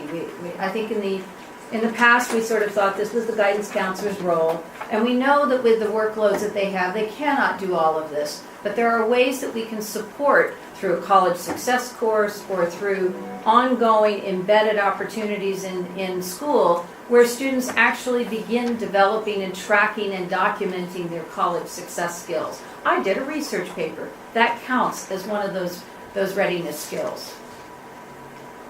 When we get to the financial provisions, we spend a lot of time really trying to look at the lingering issues of uneven support, of charges that go from anywhere from $0 for a student to maybe $40 to $60 per credit, and realizing that there was an inequity in terms of the support that the community colleges needed in order to be a partner in this field.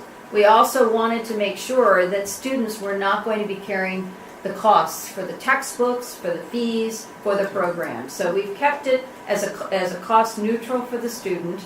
And we are also we look deeply at this with colleagues from the Education Commission of the States around, is it really fair to fund students at 2 levels? And what we've determined is that the literature and policy analysts are pointing to the fact that this is an equitable model, but there's some things we can do to make it work better.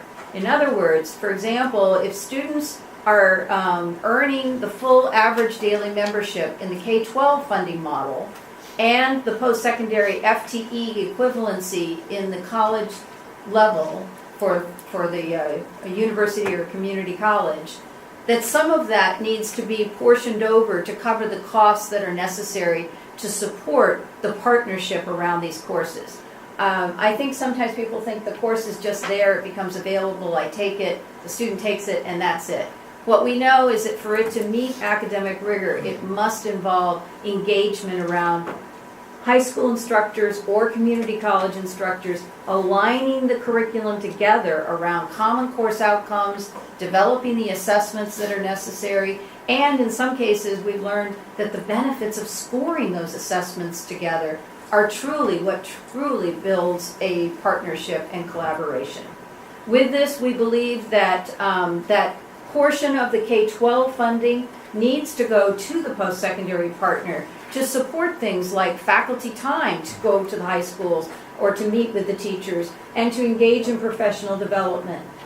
We also know that there's advising that if it's not blended between the K-12 and the post-secondary, we're missing the real opportunities that come about from supporting the student on both sides. So what we're recommending, this is loosely based off of an Ohio state policy that just went into play. We are keeping in touch with them as they move forward with implementation.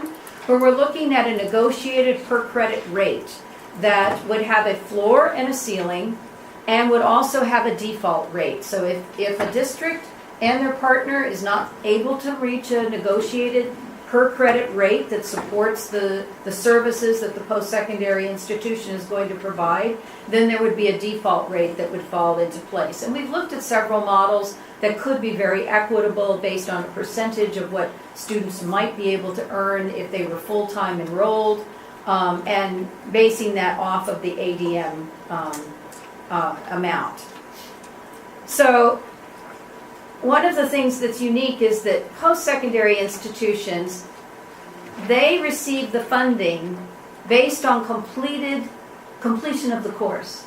In other words, I count that I had a student enrolled and my funding follows that.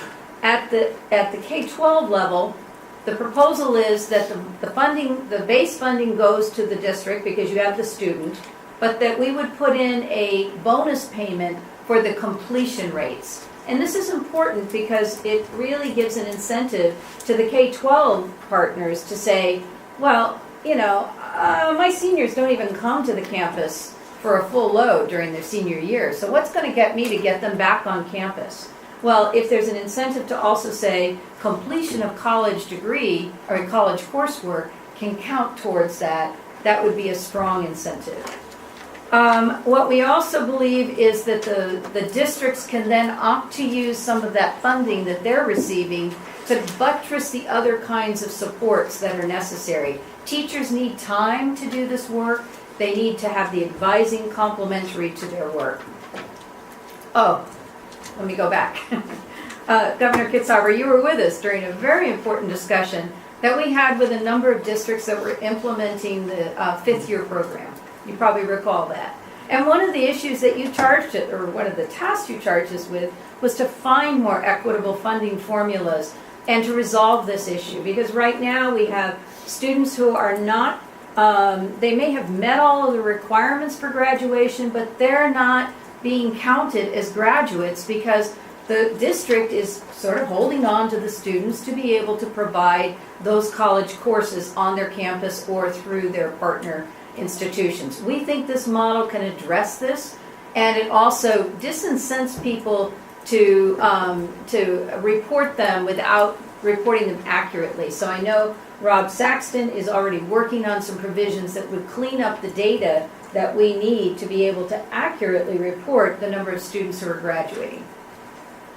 A number of these I don't think you need to spend much time with because what we found is that good partners do this work anyway. They already work through what are the appropriate classrooms and furnishings. They figure out who's responsible for providing the instructional supplies. And of course the colleges still need to approve the courses if they're giving college credit for them.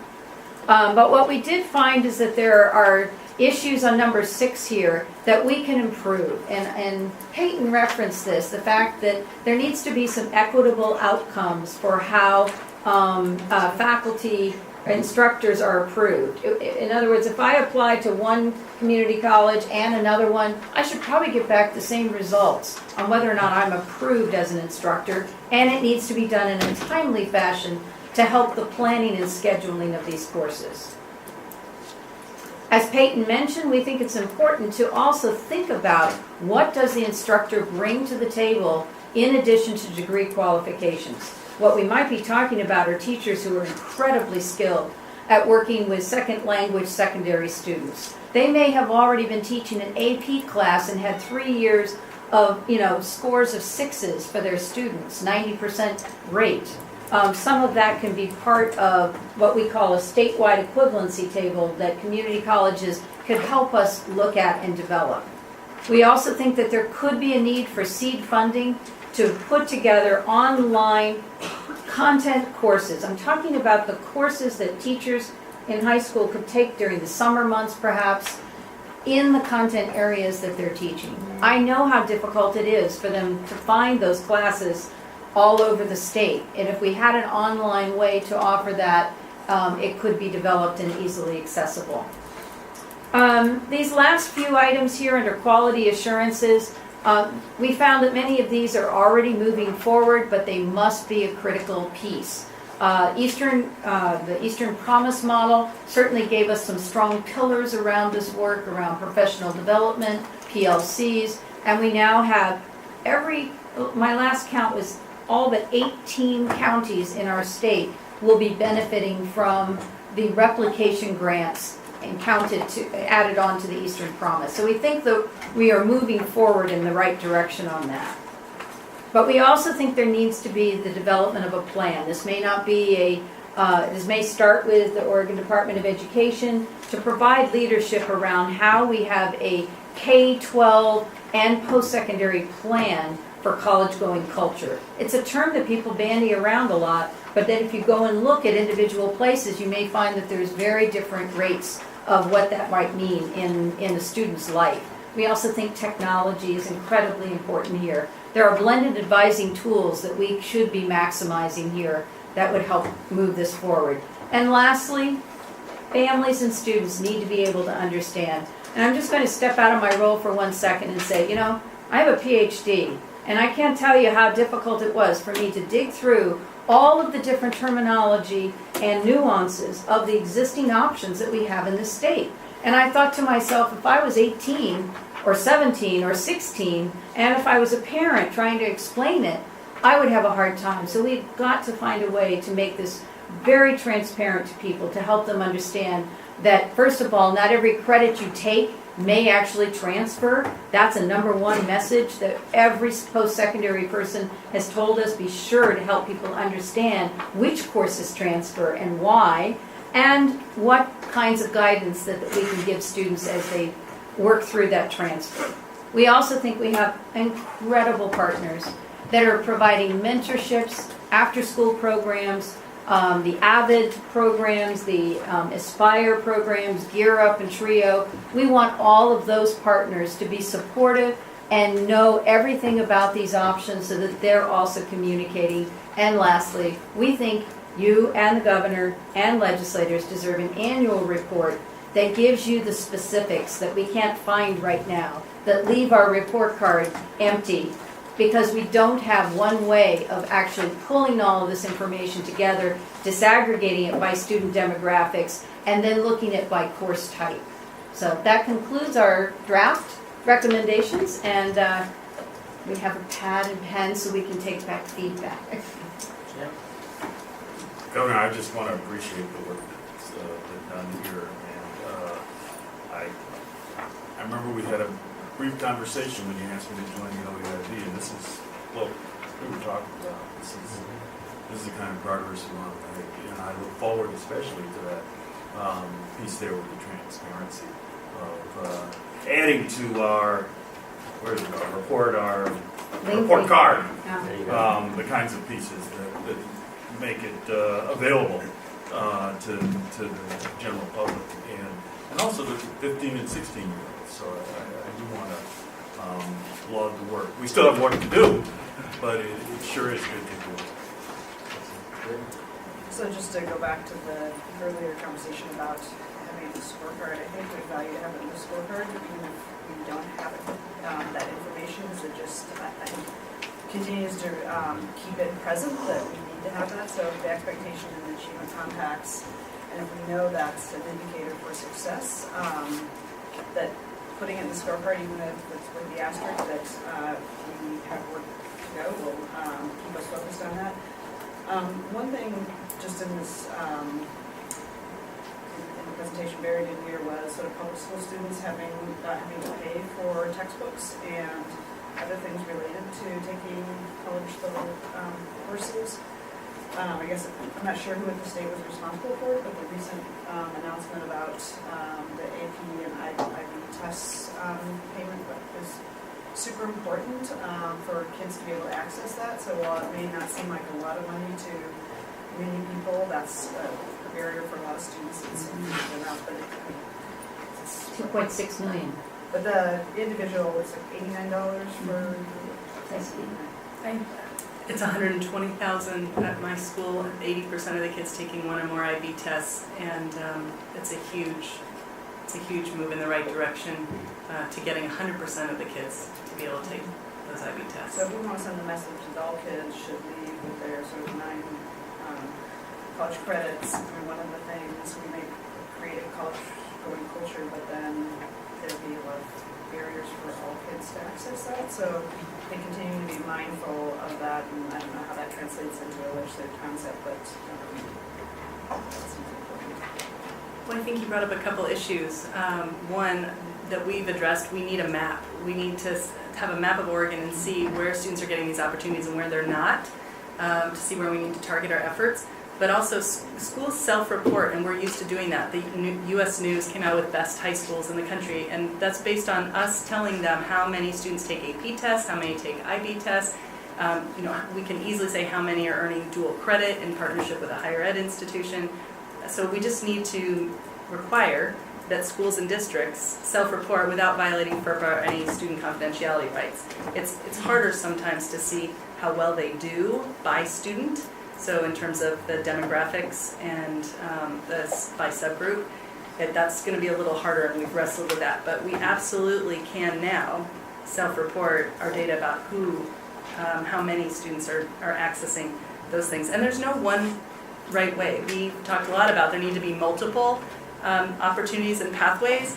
So we're kind of thinking about what do we need to do here at high school, and that's, you know, AP classes and IB classes and dual credit opportunities, or AP and IB particularly. What do we need to do on our campus with higher ed, and that can be dual credit because you can have a teacher of record and a professor.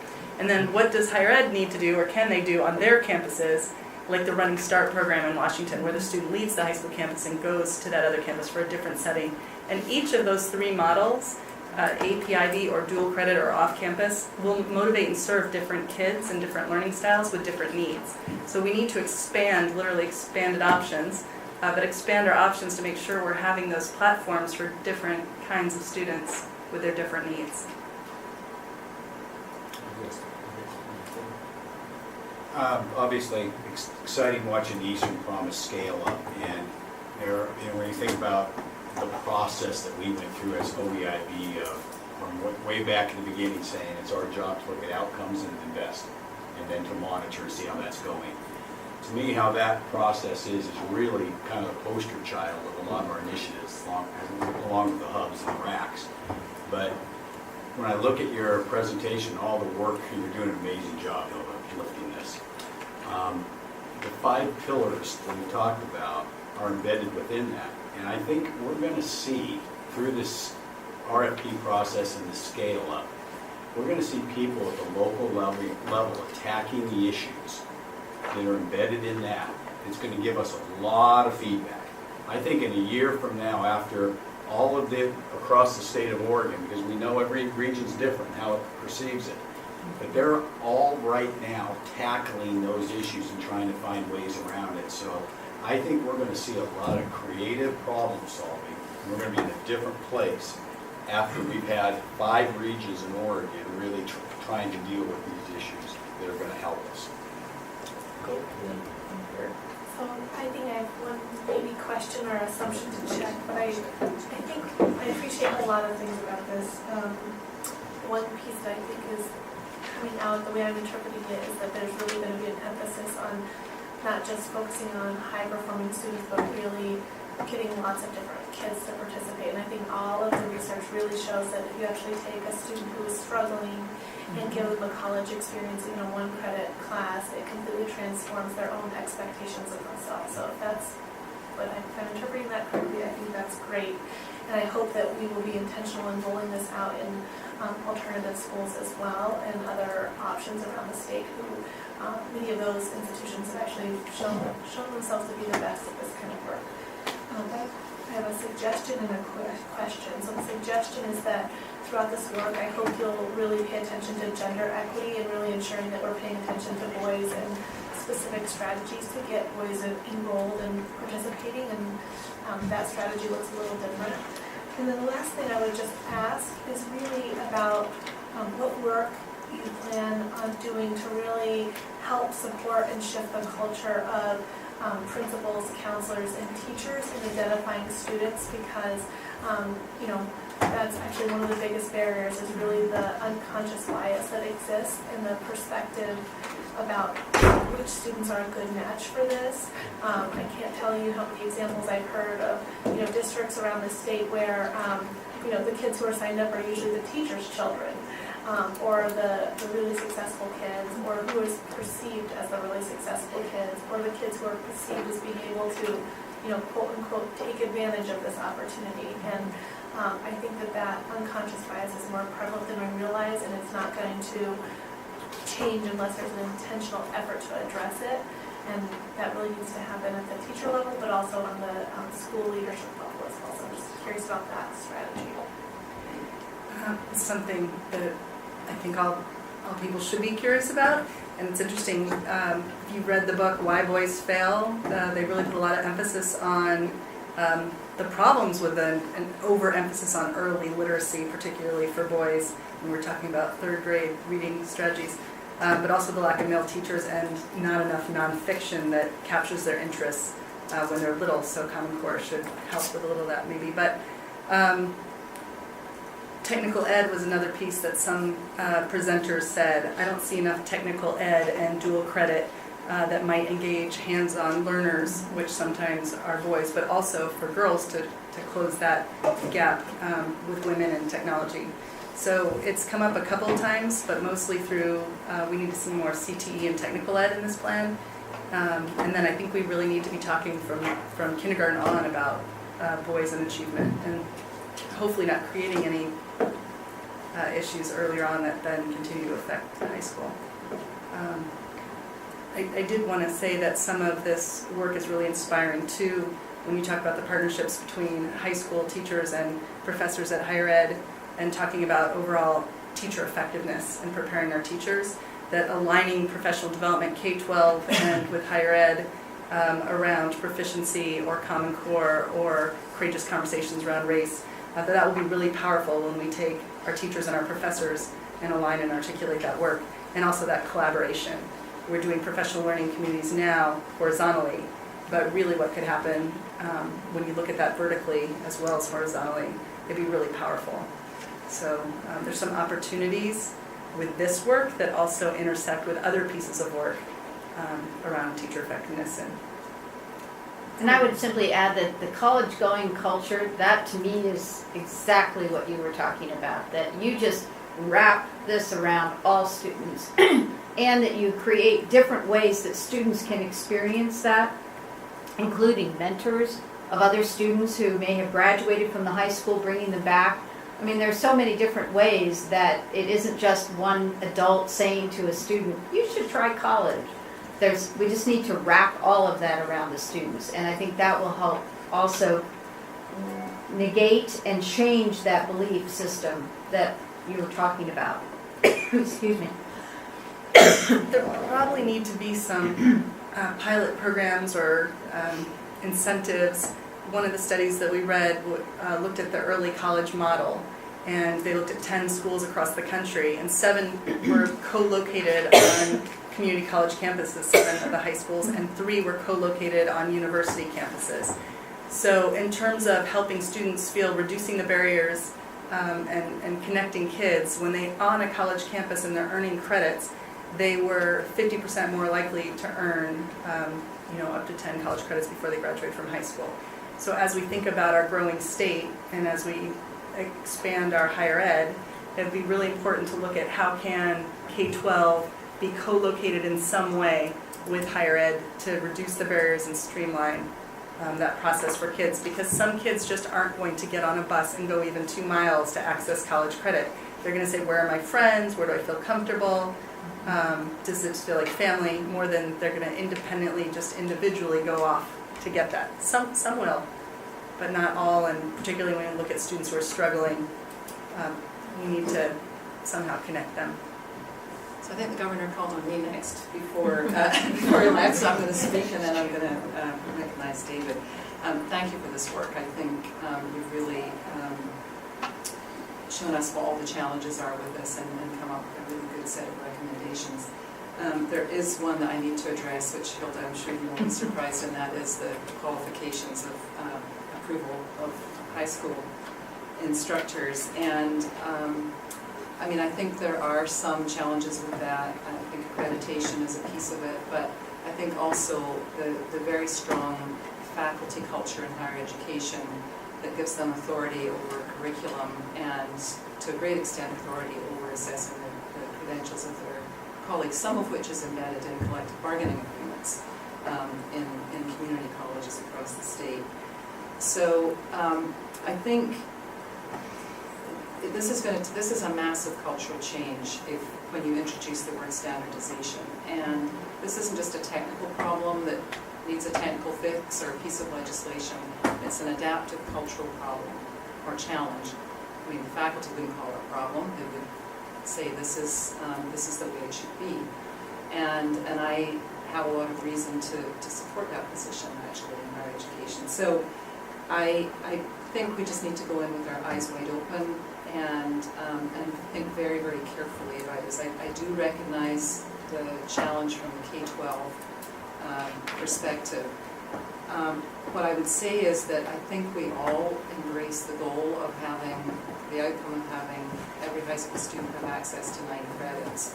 And I think creatively we can work together with COSA and others to figure out how we do this without kind of having full-on resistance to challenging faculty authority in these arenas. So last week at our Accelerated Learning Committee meeting, which we just reviewed these recommendations, we also had a testimony from Andrea Henderson and also from Gerald Hamilton. And my understanding is there is a collaborative work group that's been formed, and I'm excited that some of us will be able to join that conversation.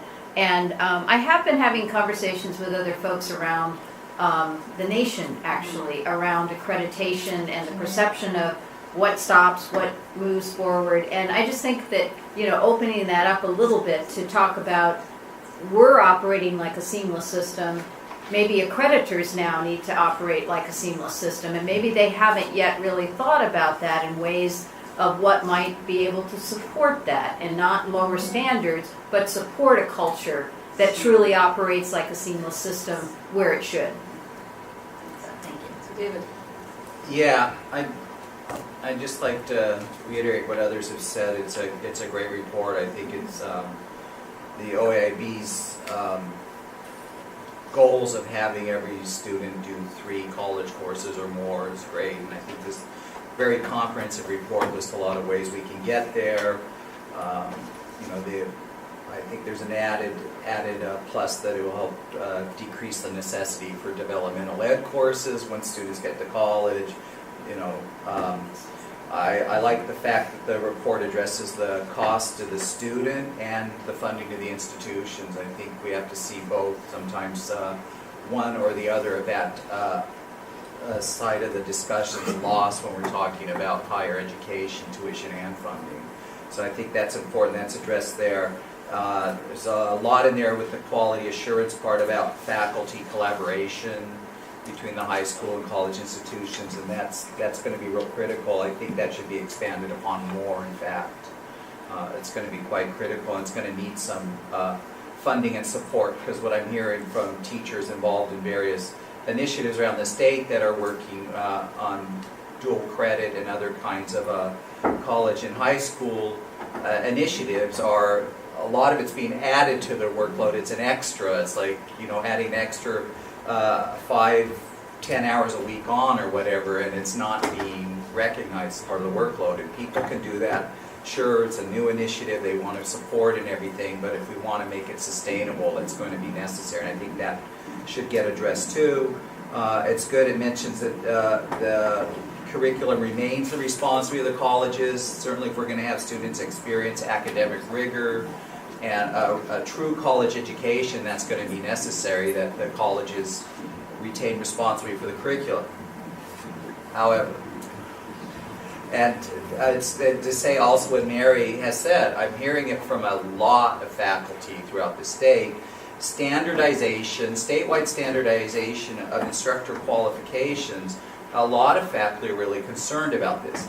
Now the report doesn't really go into the reasons for this. It's there in about 2 or 3 different parts of the report as a recommendation, but it makes no reference to what existing qualifications there are at the colleges, nor, I should say, the considerable flexibility out there. You did mention, you kind of explained it when you talked about proficiency, because that was not clear in there either, why proficiency should also be a determinant factor in addition to or even over qualifications. And then you said, well, there's the exemplary teaching and experience, and I think there is a lot of that going on already in colleges. You'll find with a lot of career technical courses, in fact, there's a lot of industry and other experience taken into account, and a lot of college faculty in those departments and divisions do allow instructors in that meet other standards. And I think you even find that even in the sciences and in liberal arts, for example. There's a lot of that going on. There's no mention in this report of that and the fact it does happen. And there's really no mention about what the existing standards are, which for the most part are a master's, with usually with a minimum amount of accreditation in that particular discipline. So I think without that discussion, this report really, I mean, it's causing even more consternation among faculty throughout the state about why does some outside board or legislator or legislature want to come in and start dictating what those standards are, when that has been the tradition in higher education with faculty governance and faculty governance of curriculum and instructor qualifications. Mary mentions it's in contracts. Well, not only that, it's a lot of accreditation agencies even recognize that that is the faculty's role in determining who is eligible and qualified to teach those courses. And I can give you lots of other reasons why faculty consider the existing qualifications they have so necessary.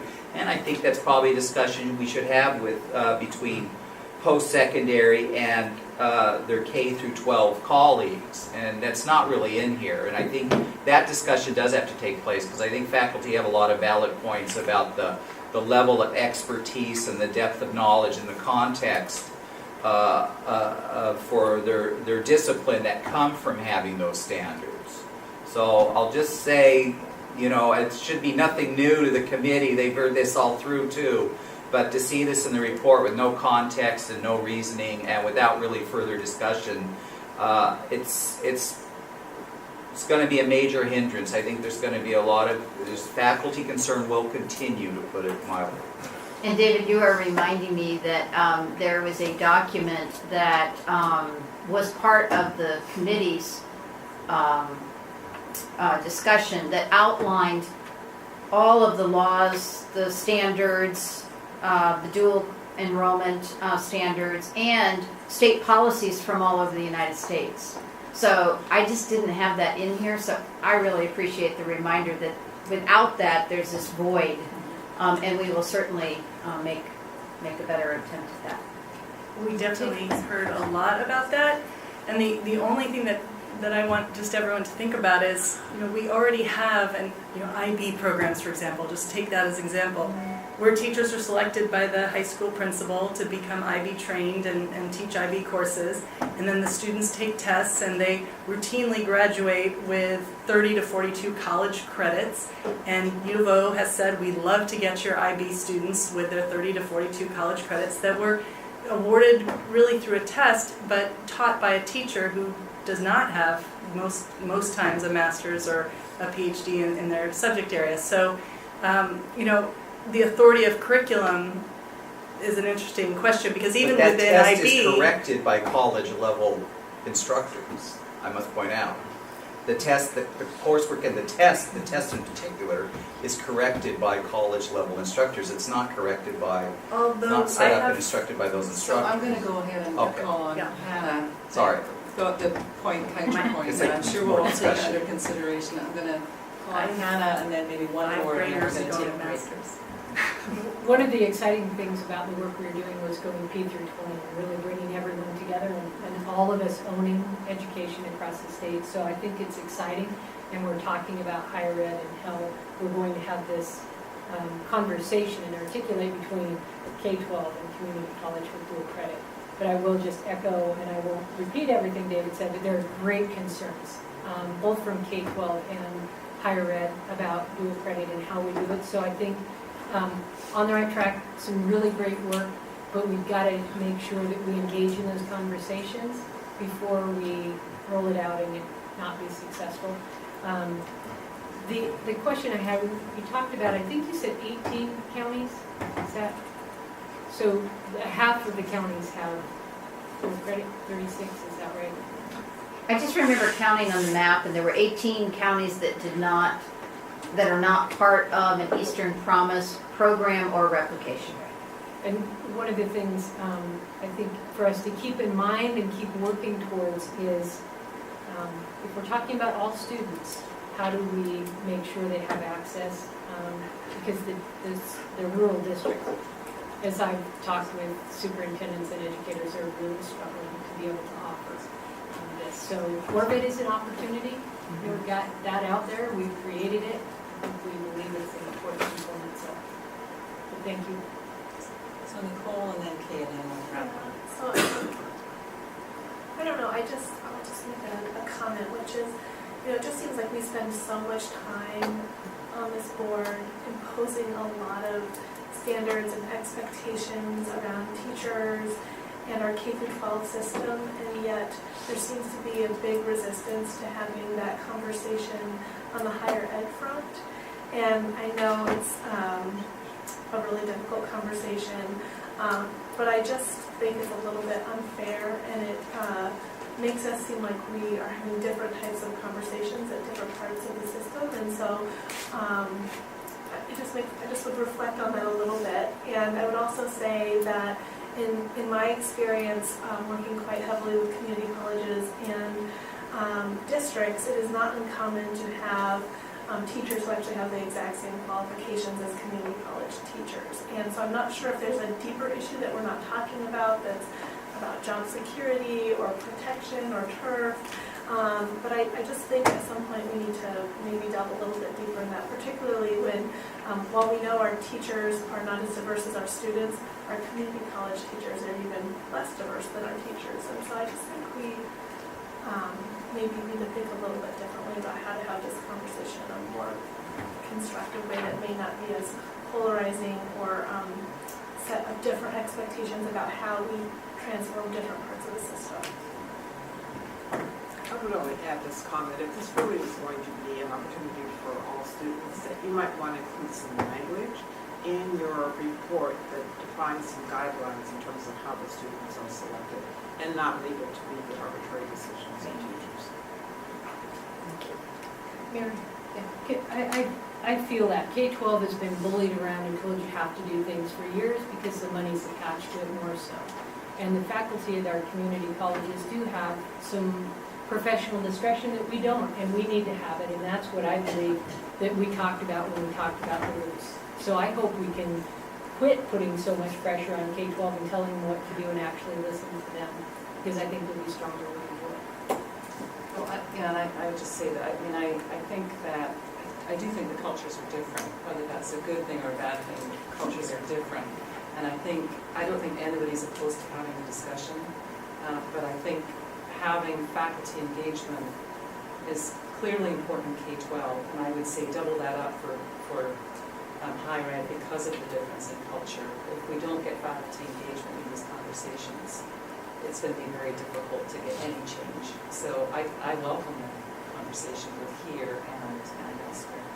I'm going to say let's take a 10-minute break. So we're going to move on with subcommittee reports, and because of people's schedules, we're going to switch that up just a little bit, and we're going to start with personnel management oversight. Julia.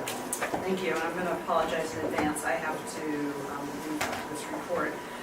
So the Personnel Management and Oversight Committee is composed of myself, Kay Turan, and Dick McNell. We meet quarterly and as a committee or meeting or conference call, and then I have a monthly call meeting with the Chief of Staff, Whitney Grubbs.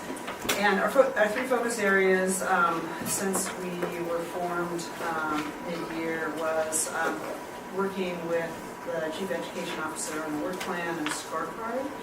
And is the scorecard being handed out? Or is that, do we agree, Whitney, we're going to send it out after the meeting? The scorecard and the work plan, not the... Oh, yes, that's right. Okay, so there is a work plan that we have with a scorecard for Chief Education Officer. It's aligned with OEIB priorities and strategic plan. We'll be sending that out afterwards, just so you all have visibility into sort of how the subcommittee is engaging with the Chief Education Officer.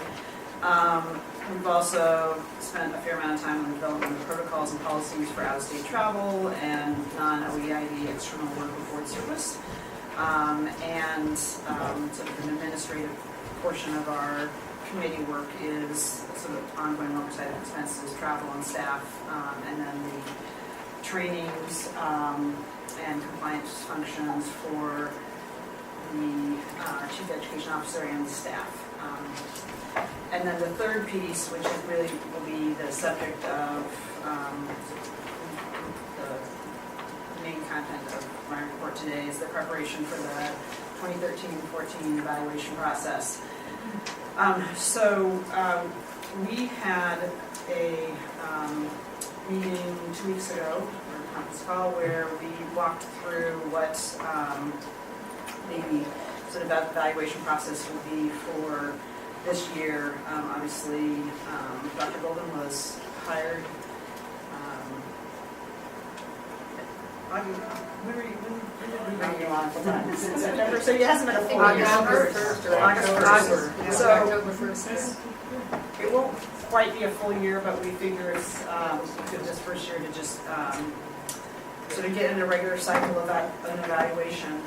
So what has been handed out is a proposed sort of process by which we would undertake the evaluation. So the first step is there's a proposed process and a feedback form, and what we wanted to do is share that today and then provide a couple weeks for members of the board to provide feedback to our subcommittee on the form, the process, so that we can integrate that into what will be the formal evaluation process. So you should take all of these, they don't say draft on them, but all of these are, it's a draft process, timeline, and template. And as you'll see, so May 31st, we would have maybe the template, the process, and agree upon it, and then move into sort of the active evaluation process with really two phases, one being a self-evaluation, and then the second being board and key agency and leader staff input, and then the committee would basically review that, prepare findings, and then bring the findings to the board at our August 12th meeting. So that's just in summary what we're proposing. Kay or Dick, do you have anything you want to add or amplify? Good. So happy to take questions or comments now, or you also can send them to me or to Whitney, and we can consider them as a committee and integrate them with the. Any questions for Julian?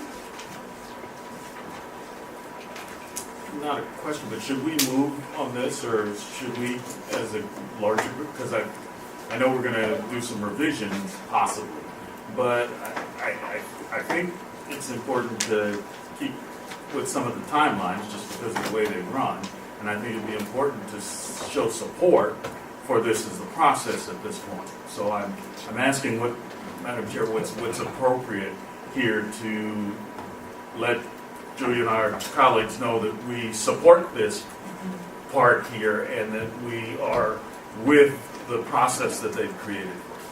So, may I respond? So I appreciate the willingness to indicate support. I think maybe the better time when people have had a chance to review it, and we have an opportunity to see if there's any significant revisions. Maybe hold off on that until we have a check-in in June. And I think certainly we also can communicate by email with the full board if there is a significant revision that's suggested and that the committee recommends the board. But it is our intent at the June meeting to formally accept the report and adopt the process. We'll just make sure. That's what We'll make sure that that's on the agenda, and I'm looking at what date. Yes, that's right. So it's you have some time to provide feedback to Julia by email, and we'll make revisions and send them out. You'll get them before the June board meeting, and then at the June board meeting, you can formally adopt the process and template, and then we'll go ahead and roll it out. Thank you. So might I be able to provide feedback in those on that one? Is that something that I can do? Yes. That's the type of feedback we're looking for.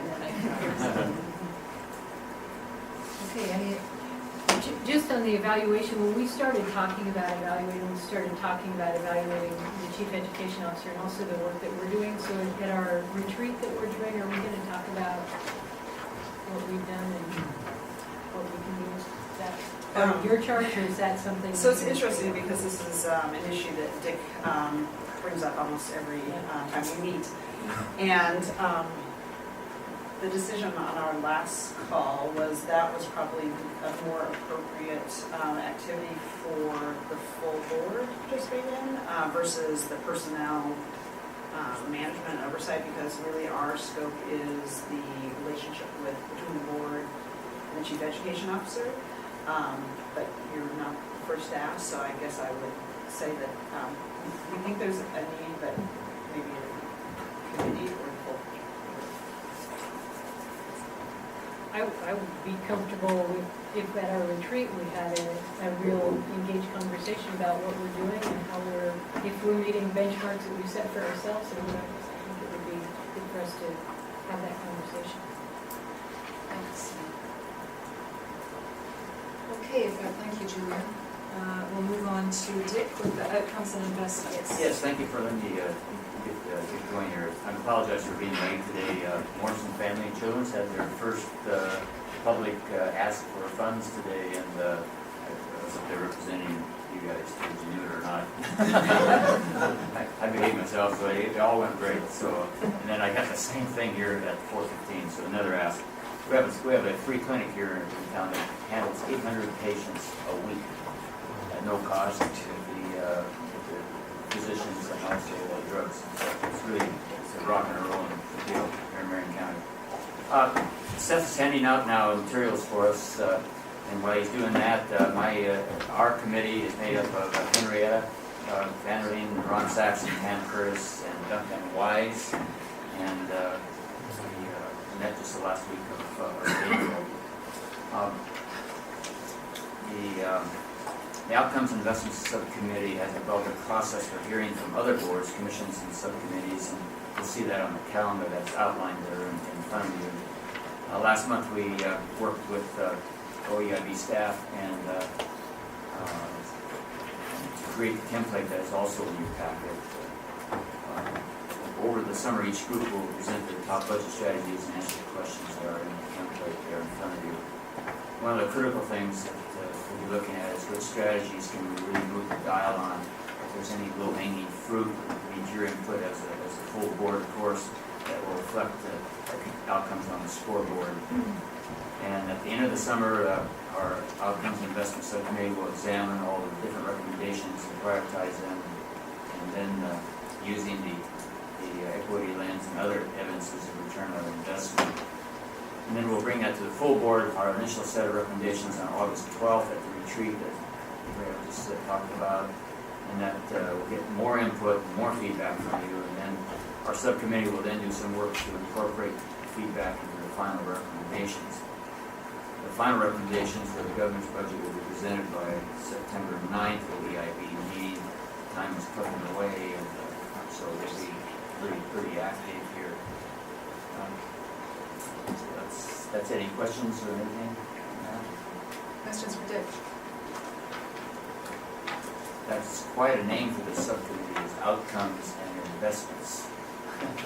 Some people have the silly idea that we are responsible for outcomes and investments. There's a rumor going around. I refer them to the CEO, Nancy. Well, I thought that meant the Whitnall was going to write us a check. Yeah, you're right. Yeah. All right, thank you, Dick. Yeah, you bet. Thank you. Best practices and student transitions, Dr. Curtis. Okay. So today at our meeting, we heard a report from Powering Up Oregon, Transforming Learning in Oregon Schools about using technology to transform learning. That started with a group from COSA. They provided for us a list of barriers and some recommended solutions, which we will include and first prioritize and include in our recommendations that we'll bring to you on June 10th. Then we also heard from School Leadership in Oregon, initial findings and recommendations from the Chalkboard Distinguished Leaders Council. We've asked them to come back in September after they have more work to do and they want to join their work with some work other partners doing the same kind of work are doing across the state around leadership development. So we'll hear from them again in September. We are prioritizing all our recommendations as we said we would in our plan that we gave to OEIB. We said we would come forward with some recommendations around policies and tasks that we would ask OEIB to support in us recommending to different agencies and organizations.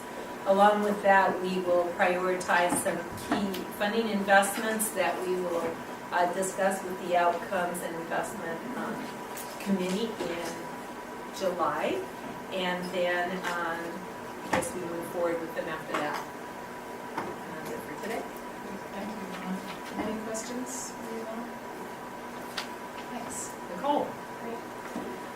So we are in a process of recalibrating. We have had some staffing transitions, and I think that it's made us really look at our work, and we actually need to sort of adjust our work for this year. But we are very pleased that Peter will be joining us as our lead staff person, and very pleased with his experience on sort of all different areas of education, including K-12 and higher ed. And so I think we feel like we have a handle on how to rethink our work for the remainder of the year. We're also looking very closely and in the process of finalizing a schedule to work collaboratively with the Outcomes and Investment Committee so that we can really fully realize the equity lens in that process. And then the last piece that I would share is that we're right now really exploring how we can think about where we're ready and where we might be able to make some meaningful requests for investments. Any questions?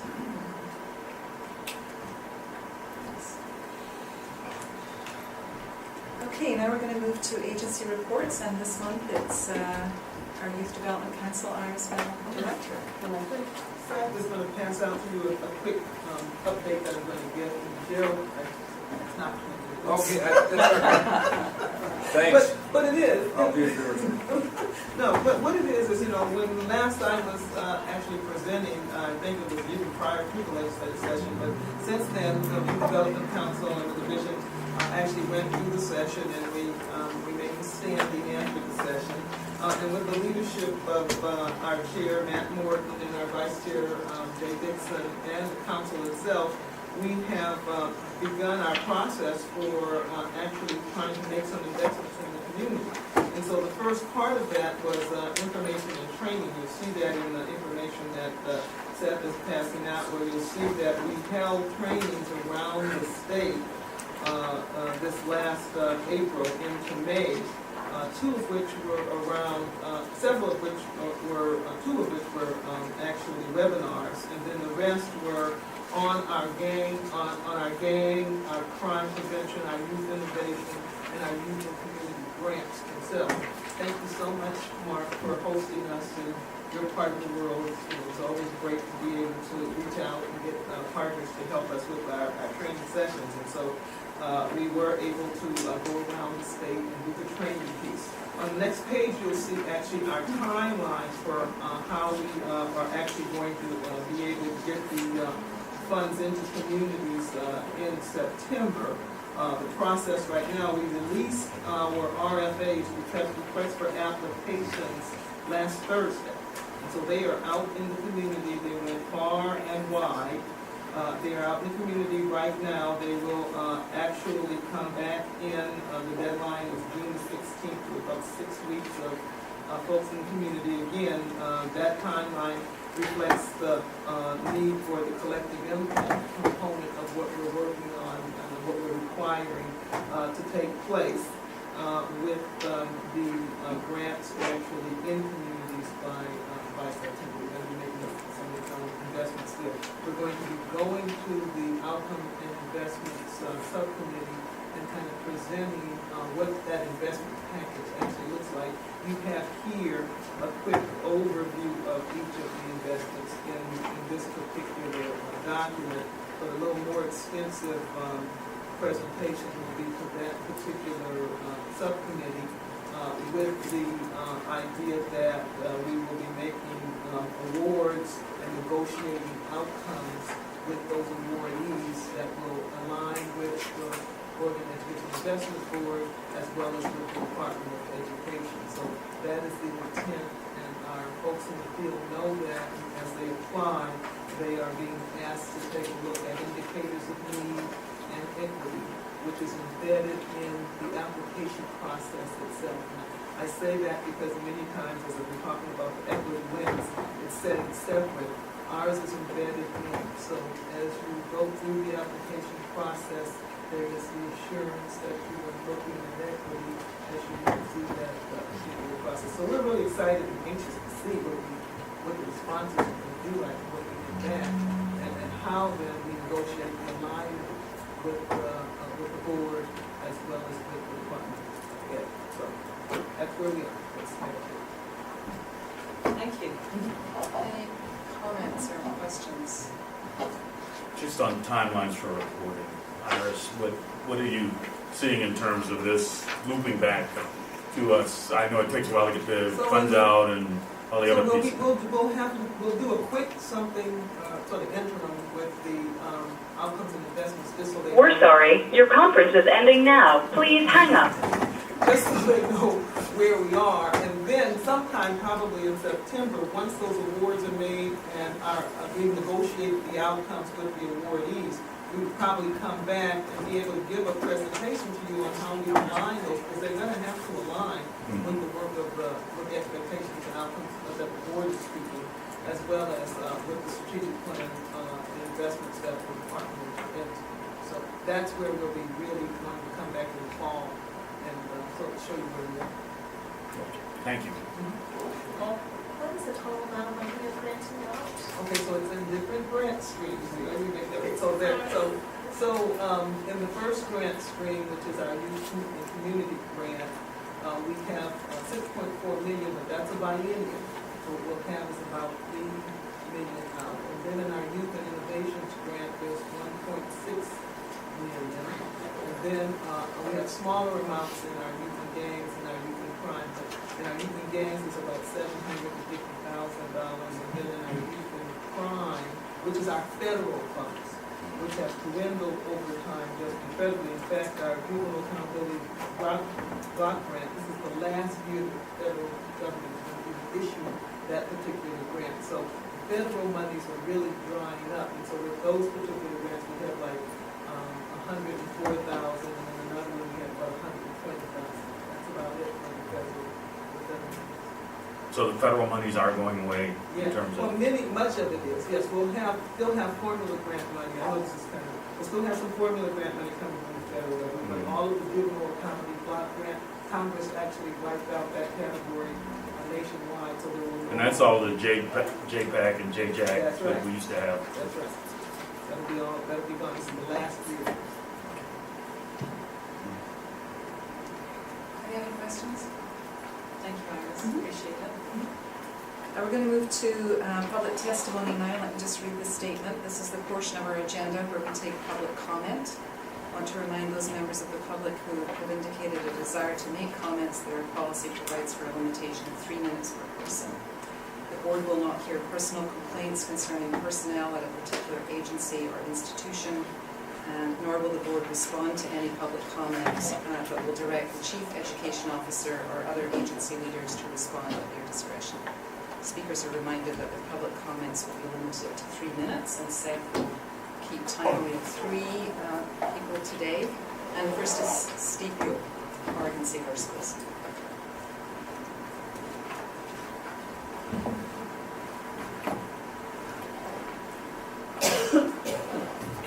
My name is Steve Buell, and I'm wearing the Oregon Save Our Schools hat today.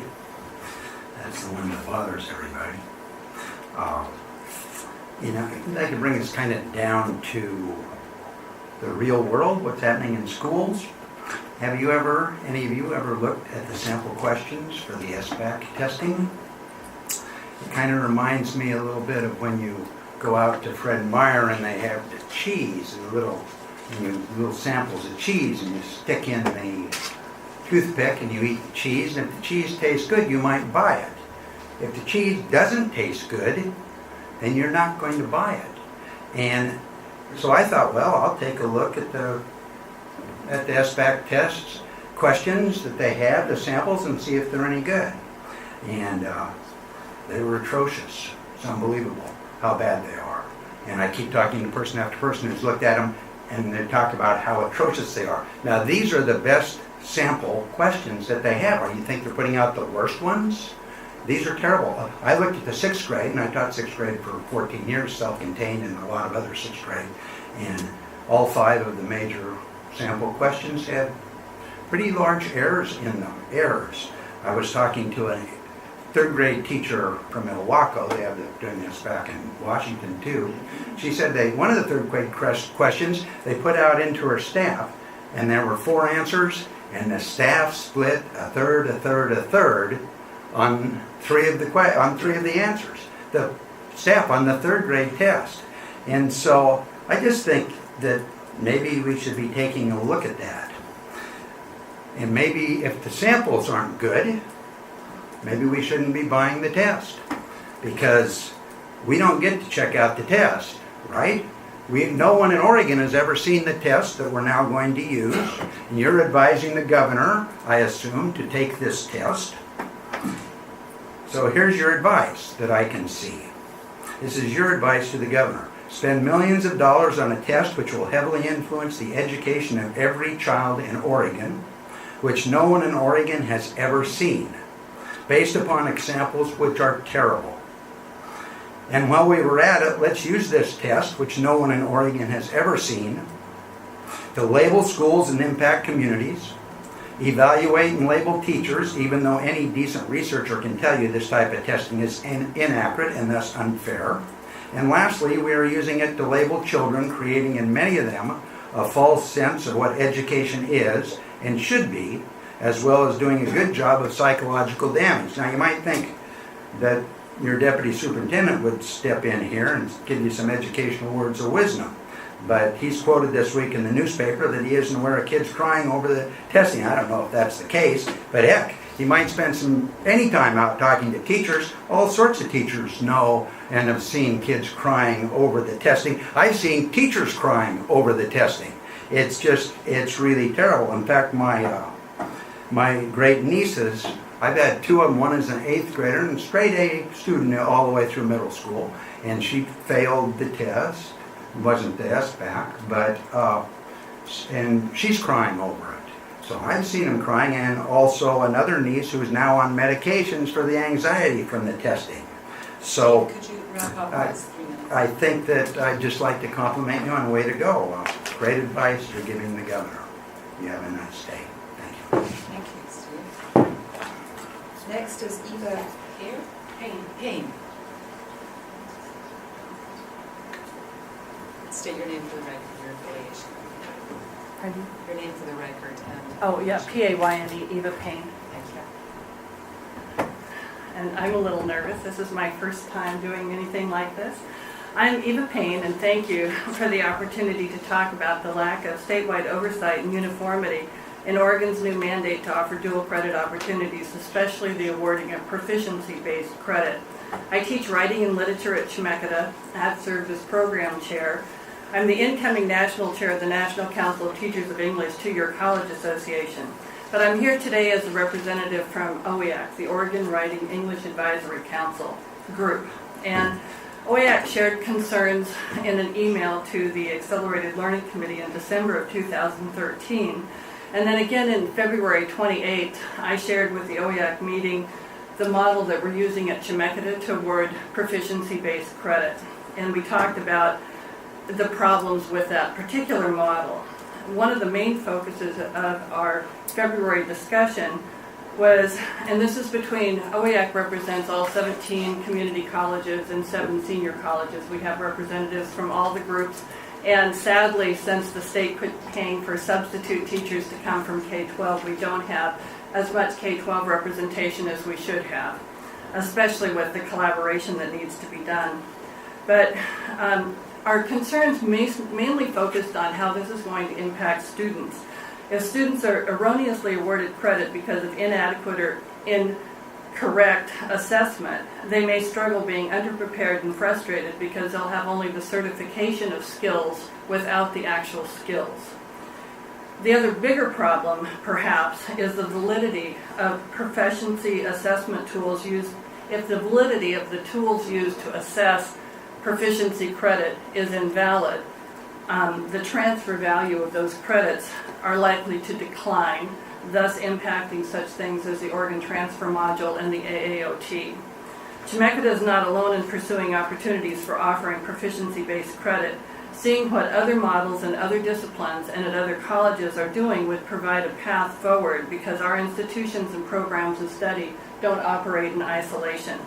The statewide work done for OTM and AAOT was time-consuming, messy, sometimes contentious, but it served the purpose of making students' credits transferable among all OUS institutions, and that was really good for students.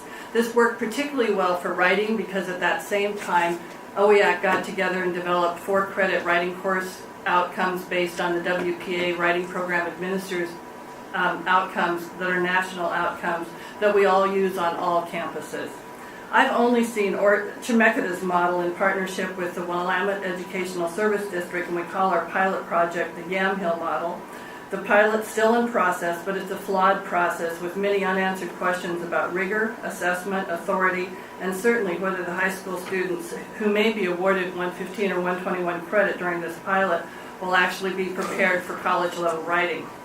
Please consider establishing an oversight committee that could ensure quality, uniformity, and good stewardship of the funding provided by Oregon's strategic investments in students and educators to implement proficiency-based teaching and learning models. The need is urgent because, as you know, consortiums are established, money is distributed, and work is underway with no communication. Okay. In addition, specific guidelines should be established with the help of the disciplinary experts, teacher preparation, course content, and assessment. OEIC could provide that for writing. Thank you. Thank you, Eva, and thanks for providing this in writing. Finally, we have Kevin Fury.